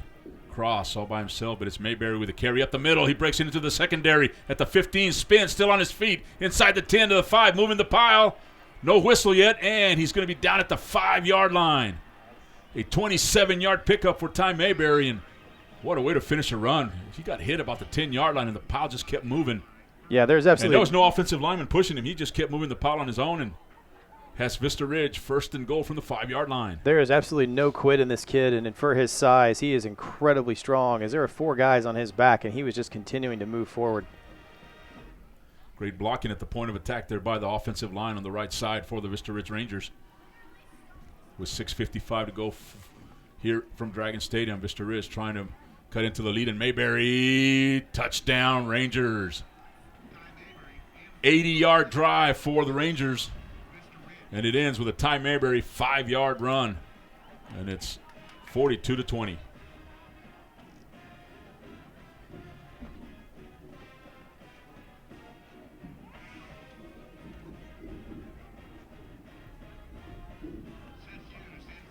So Seth Hughes in for the extra point. And it's good. With 6:46 to go here in the 4th quarter. It is a 42-21 game. You know, that score sounds like a hefty burden, but you and I have been around enough high school football in our time to know that anything can happen. This game is far from over with 6:46 left to go. That was a very long, sustained drive, a great drive by the Ranger offense, and now you need some quick drives. But if your defense steps up here, gets you the ball back, and you score quickly, this is a real game again. So it's 42-21 here after the 5-yard run by Ty Mayberry. And Kyle Brown throwing some nice passes and keeps the drive going cross, cut a couple of passes on that drive. So did Walter, so did Jordan Webster. And Mayberry with the last 32 yards for the Vista Ridge Rangers. And a name we don't get to say very often, and Caleb Cross making a big play.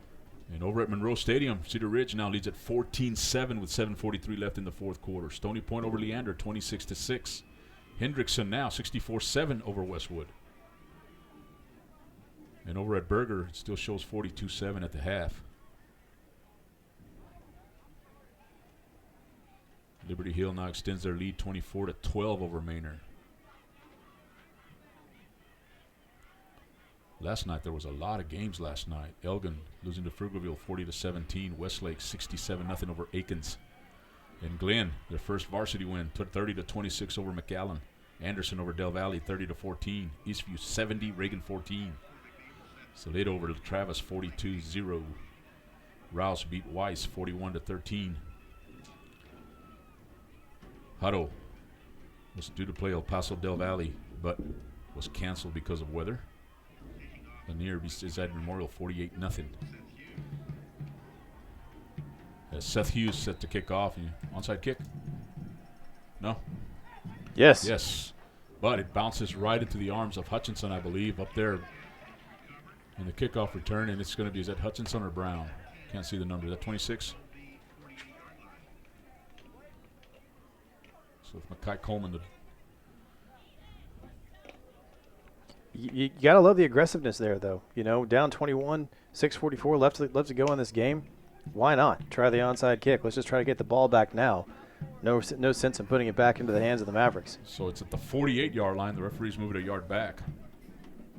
With 6:44 left, McNeil with great field position. At their own 48-yard line, 1st and 10. Again, I'm Johnny Baez along with Nicholas Peters, Gabriel Gomez, Suna Venkat, Mike Miller. Vista Ridge Rangers football right here on the KMAX Sports Vype Media Network. 42-21. Triplets here to the left side for McNeil, and they're going to hand it off. It's going to be Hutchinson up the middle, breaking tackles, spinning his way to the 45. Fumble! The ball's on the ground. Looks like Vista Ridge has it. At least they're saying it. They're saying so. As they undo the pile, and it is going to be Vista Ridge football at midfield. Is it Naquan White with the recovery? But what a huge hit as Hutchinson turned his back to try to backpedal and try to gain more yards, and somebody came in and hit him in the back and knocked the ball out. Is Darian Carter ripping it out of his hands as he tried to just extend the play and break a tackle. Phenomenal job by the defense there to get the ball right back, and here we go, Vista Ridge offense. So second turnover of the night for McNeil. And here come the Rangers, and it's Drew Cantu. Walker, Webster, and Hegveld here to the near side. Mayberry in the backfield at the 49-yard line, 51 yards away. And here comes Cantu. Cantu steps up in the pocket. He goes long. He's got a receiver open. Overthrows him. That was Jones. Just missed him. He was open. He was behind the defender. Yeah, great Excuse job. me, that was Caleb Cross, the intended receiver. Well, great job by Cantu recognizing the man coverage there, because over here on the other side of the field, they're sitting in zone. He's got man there and looking deep, and he had him beat, as you said, just barely overthrew him. Great job by the offensive line and pass protection that time. And here's Heckveld in motion to the right side. Cantu will extend the pocket here to the right, throws, and too high for Heckveld. And the flag down. And the line judge will come up and talk to the referee, and Lathan asking for a holding call. And it looks like he's looking over McNeil's way. This might be against McNeil.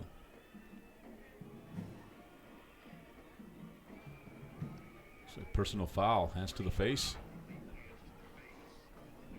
So it's going to be a 15-yard penalty. It'll be 1st and 10 from the 39-yard line. Make it at the 7-yard line, excuse me.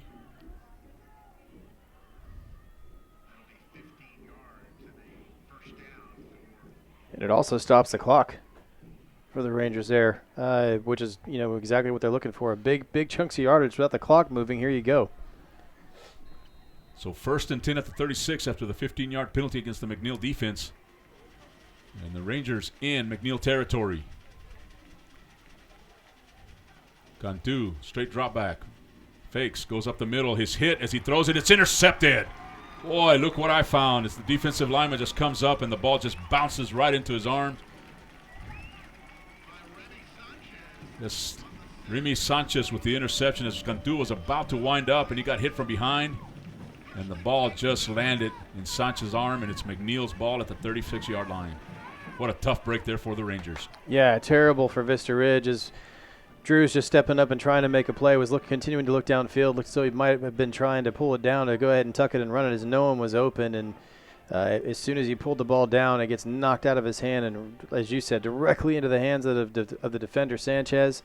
And right back to work go the McNeil Mavericks. 6:15 to go, and that might have been the final opportunity here for Vista Ridge to come back. But still a long way to go, and the handoff up the middle is Hutchinson. Hutchinson this time running hard, and now a flag here thrown by the referee. As it looks like Patrick Reed was being held. And they're going to bring the ball. They're going to bring the play back. The holding call is going to be called, I believe, on Ethan Dreyer.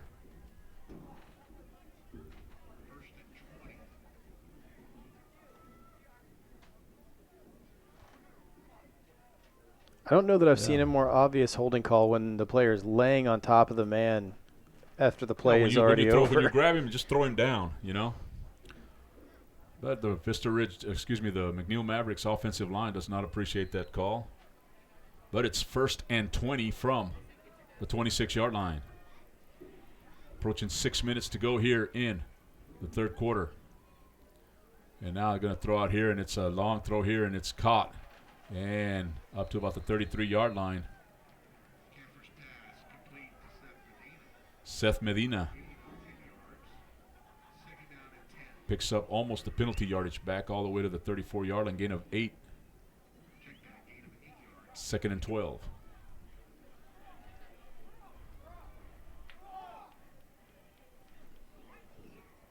So 2nd and 12, Kampfer. He's got twins to each side. Hutchinson in the backfield. And Hutchinson's going to take the carry and tries to find some running room. Goes up the middle, and it's brought down at the 37-yard line. Gain of 3. It'll be 3rd down and about 9.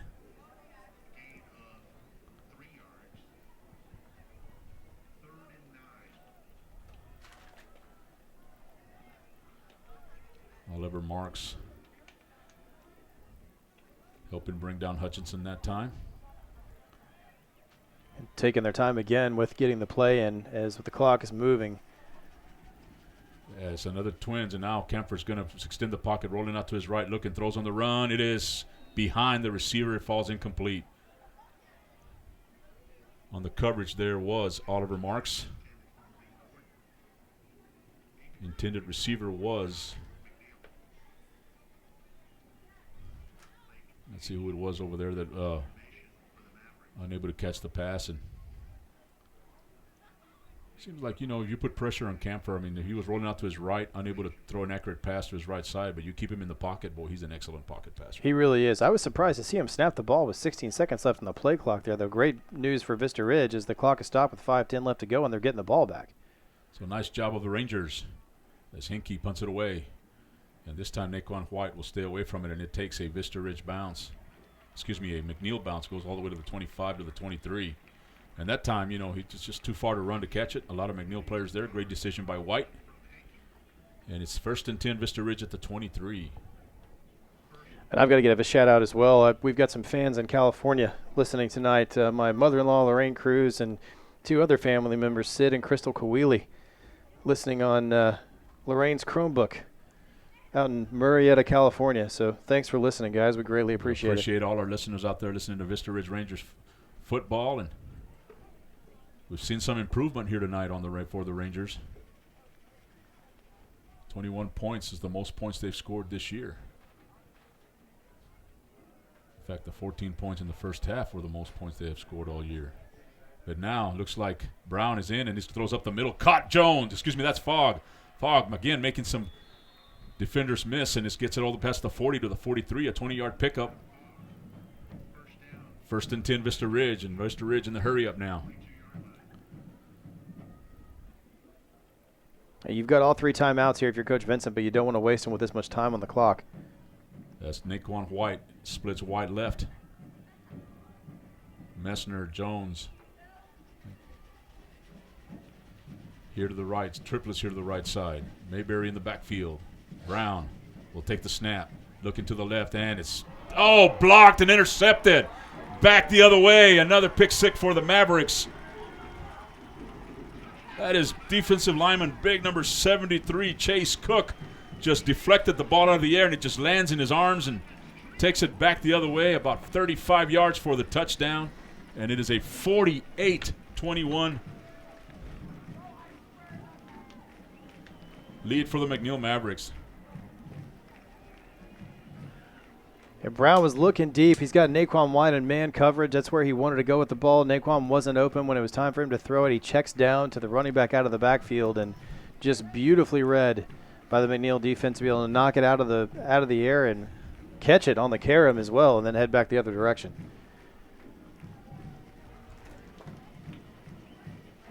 So Chase Cook gives McNeil the 48-21 lead. No snap. Nice job by the holder to set it down. And the kick is good. It was Evan Plock with a nice job of handling the bat snap and setting it up for Dickinson. And Dickinson kicks it through, and it's a 49-21 game with 4:17 to go here from Dragon Stadium. So 2 pick sixes here tonight for the McNeil defense. And now 6 total turnovers for the Vista Ridge Rangers. And they had 5 last week against Killeen. So the turnover bug has hit Vista Ridge again here tonight. Something they have to fix, because next week they'll be facing Westwood, and Westwood is going to be a little upset after tonight's game. And I think it's a 64-0 game.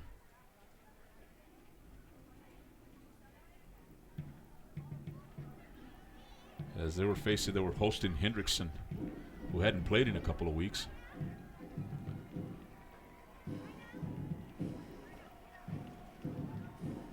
And that game, looking for the score, it's not a final yet. Page keeps refreshing, so I have to keep looking for it. And now it's going to be Allen again at the 28-yard line. This time he handles it the kickoff well, still on his feet, breaks a tackle, and gets it back to the 33-yard line. Nice job of Allen fighting for yardage there. And it'll be 1st and 10 Vista Ridge at their own 33. It is now 14-14 at Monroe Stadium with 1:15 to go. It's a tie game, Cedar Ridge and Vandergrift. Stony Point extends their lead to 24. Stony Point 33, Leander 9. Hendrickson 64, Westwood 14 with 11 minutes to go in the 4th quarter.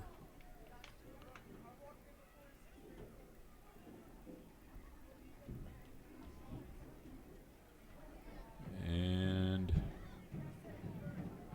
looking for the game out at Berger Stadium. That might be a final. But we'll look and see, we'll catch up on that one as Vista Ridge has it 1st and 10. Cantu, as they have been alternating quarterbacks every other series. And here Cantu rolling out to his left. Protection breaks down. He stumbles and falls at the 29-yard line. So a sack for a McNeil defense and a loss of about 4. It'll be 2nd and 14.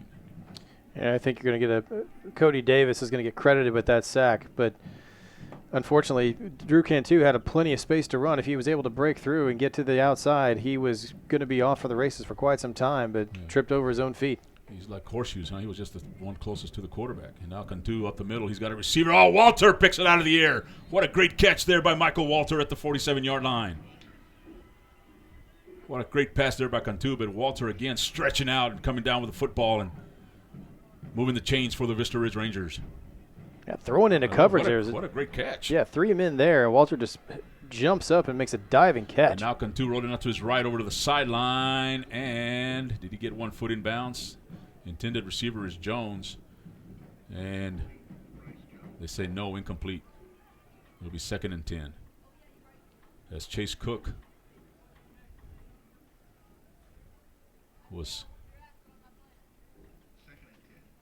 shaken up on that play. He comes out of the game.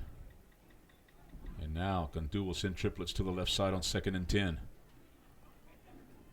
Jones here to the near side. Fogg in motion.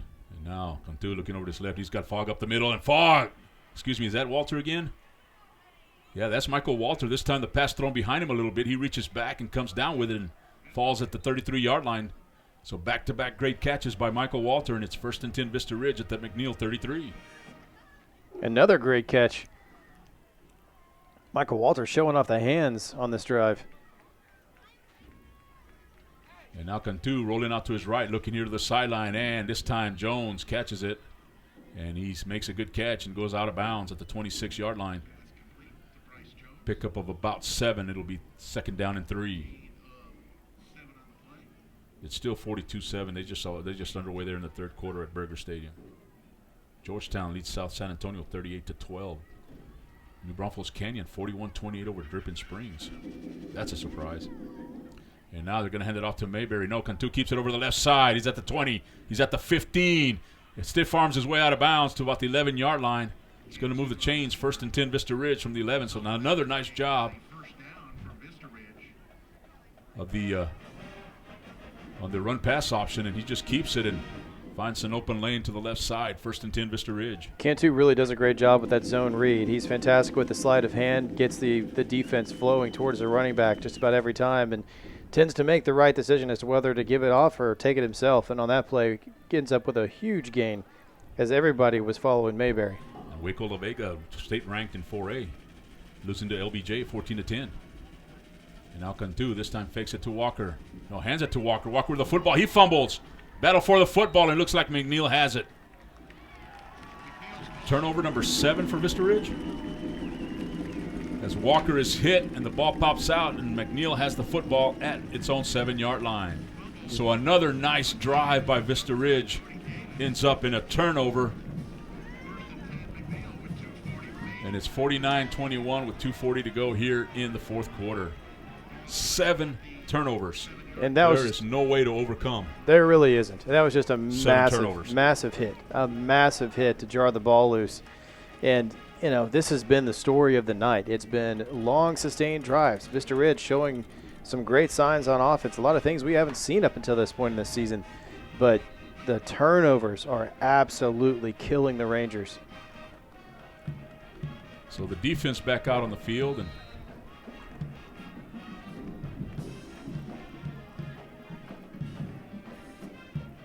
looks like we're going to have a new quarterback. It's going to be number 17, Blake Hinkey, to play the final 2 minutes of this one. And he hands it off and up the middle for a big gain, almost to the 15-yard line. That is number 18, Christopher Lutke.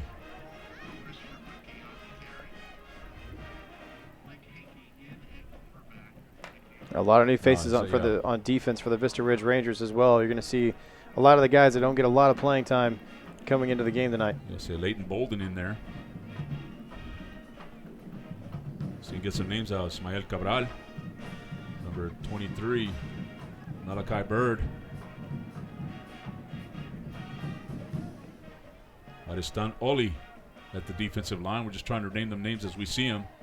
And now Anderson with a chase of the running back there brings him down. Again, that was Lutke with the carry. We also see 24, Bryce Christian. Well, he's a starter. 58, Ahmed Mekki. Number 15, Jaden Garcia is in. 44. Well, Colton Stahl is already in there. On 1st and 10 for the Mavericks, they're going to hand it off again to Lutke. Lutke trying to find some yardage on the right side, but he's going to be written down after no gain. Christopher Lukey on the carry. No gain. 2nd down.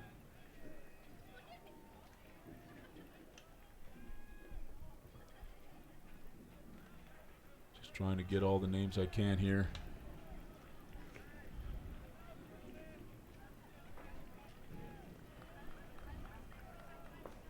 Got 15 and 26 at the safeties. Jaden Garcia and Ismael Cabral. So I have John Laramie in at cornerback. I think that's it. And in the end, they run into the backfield. But again, Lutke gets the handoff. And he's going to be brought down by Leighton Bolden. It'll be 3rd down. And no need to run an additional play here as they're under 35 seconds. 22 seconds left here in this one. And McNeil is going to go to 3-0 on the season. 1-0 in district play. Rangers will be 0-3 as they end their opening 3-game road trip here with a 49-21 loss at the hands of the McNeil Mavericks, and the Mavericks now improved to 3-0 against Vista Ridge. This was the first meeting between both teams since 2009, since they were both in the same district when all this realignment stuff started happening. And Vista Ridge will get to go home next Friday night as they host the Westwood Warriors. We're going to take a short break and wrap this one quickly here from Dragon Stadium. Again, Vista Ridge falls 49-28. Vista Ridge Rangers football right here on the KMAX Sports Vype Media Network. In the battle for barbecue supremacy, Warriors pit prime meats, secret sauces, and recipes against one another. Yet one champion stands alone. Rudy's Country Store and Barbecue, in the modern-day vernacular, where bad means good. Rudy's Country Store and Barbecue has the worst barbecue in Texas. Mighty Fine Burgers, Fries, and Shakes is from right here in Austin. As you know, Austin has several fine burger establishments. That's why we're especially proud that Zagat has rated Mighty Fine Burgers, Fries, and Shakes the #1 burger in Austin. So is it Zagat or Zagat's? Like I said, there are several good burger places here in Austin. But as you know, there's good and then there's Mighty Fine. Mighty Fine Burgers, Fries, and Shakes. KMAX Sports is the largest online broadcast company in Central Texas. How large is that? Well, think of the Congress Avenue Bridge Bat Colony. Okay, folks, here they come. They're flying out from under the bridge. They appear to be Louisville Sluggers, and they're falling. Oh, the humanity. As God is my witness, I thought bats could fly. Bringing your teams to you since 2003 without dropping the ball or the bat. We are KMAX Sports.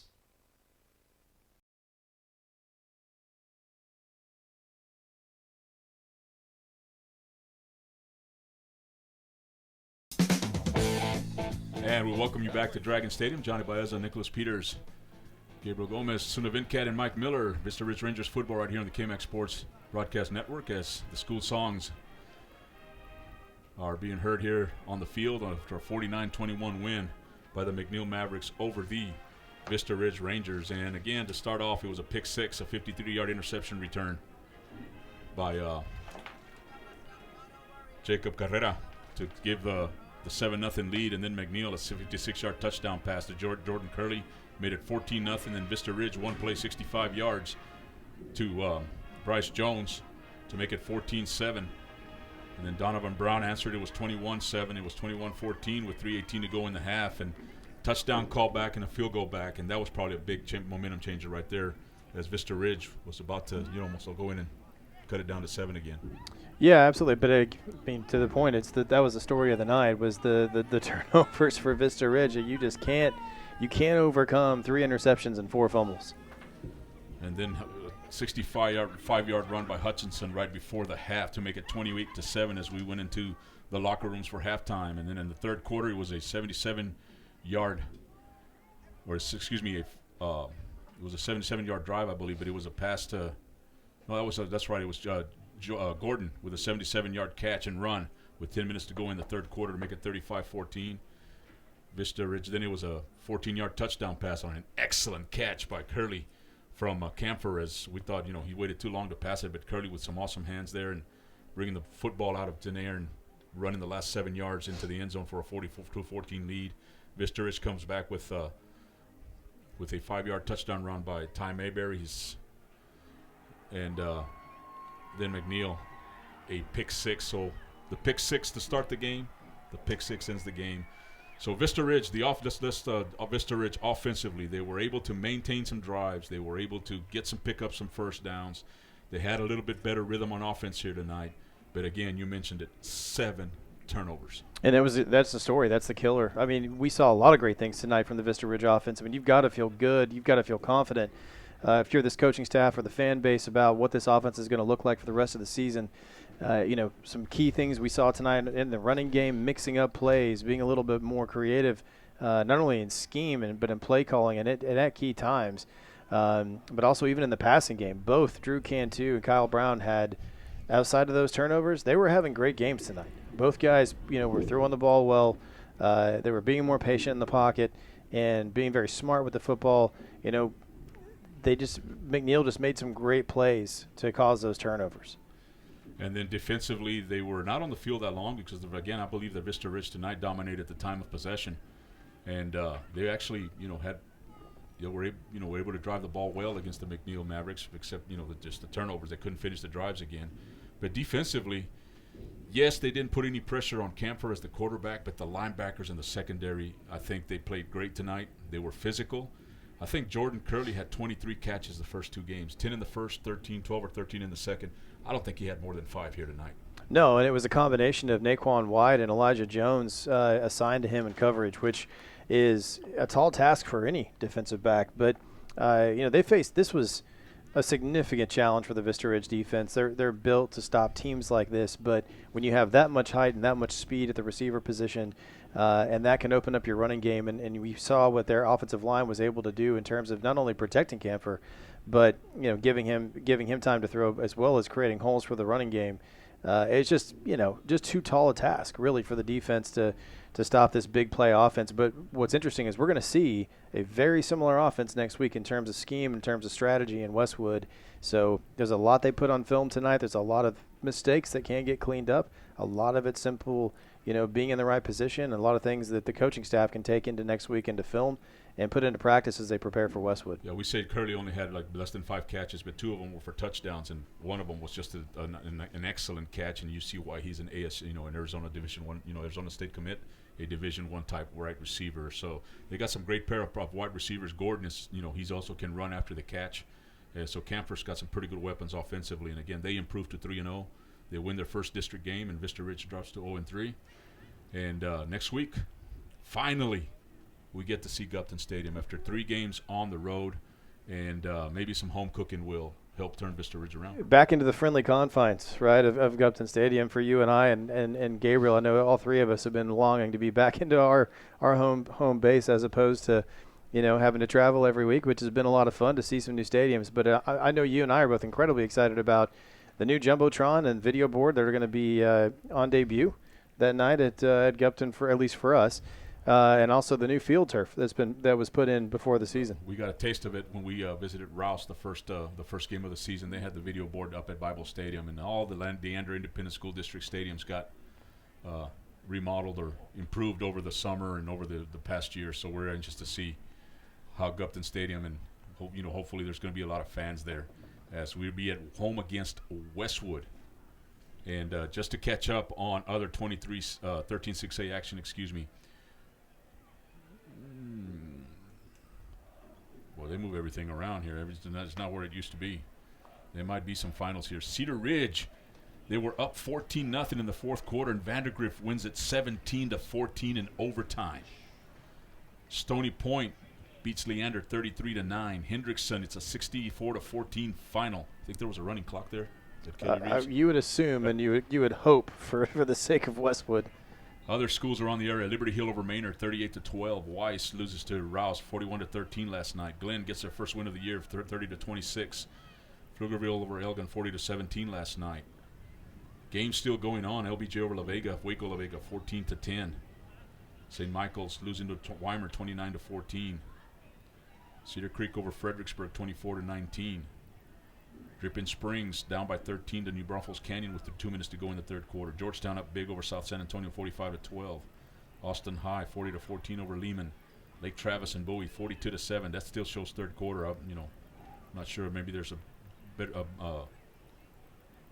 more scoring have been done in that game. 37-22 Cedar Park over San Angelo Central, and Cedar Park probably would get one in the win column after a tough schedule.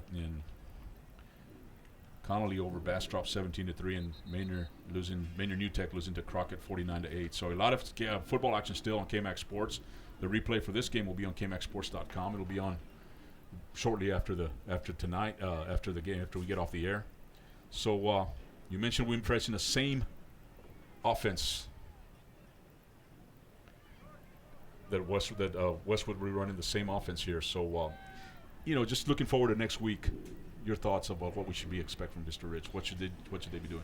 Well, I think on the defense, you have to go back and look at where the mistakes were made, tonight. I mean, the first 2 games of the season, the defense played very well, but they were on the field quite a bit, which is what ultimately killed them. Tonight, as you said, not on the field a lot. They were just not able to stop anything that McNeil was able to, or what they had planned on doing. A couple of key stops early in the game kept the game close, and then all of a sudden, the halftime adjustments by the McNeil Mavericks, especially facing that dime look, they took advantage of what they knew that they could do with the dime look that Vista Ridge was going to give them. And next week you're not going to see the same playmakers. This is nothing against Westwood by any means, but this was a tall task tonight. You've got some incredible athletes on this field for the McNeil Mavericks. Several guys who are either already committed to Division I programs or are currently being recruited by Division I programs. So it's not as if you come into this game expecting to be able to stop them on everything that they're doing. But I think offensively, you're headed in an incredible direction. This is the right direction for the offense. Defensively, it's time to go back to the drawing board just a little bit and take a look at where we could make some adjustments and attack the opposing offense as opposed to playing back the way they did tonight. And still looking on next week. Again, we'll be at home at Gupton Stadium, and then McNeil will be back over here to play the Round Rock Dragons. But Leander will be at Cedar Ridge over at the Kelly Reeves Athletic Center. Stony Point will have the bye next Friday night. But then Vandergrift with their exciting come-from-behind win against Cedar Ridge tonight, 17-14. And then Hendrickson with a 50-point win over at Kelly Reeves against Westwood. They meet next Friday night. So Vandergrift going through the gauntlet the first 2 weeks of this district play, and that's going to be another game of the week situation here in 13-6A. Absolutely, and it's at Hendrickson. So you get that big home crowd at Hendrickson. So that's going to be an interesting game to keep an eye on, as you and I are calling the Vista Ridge Rangers versus Westwood Warrior game.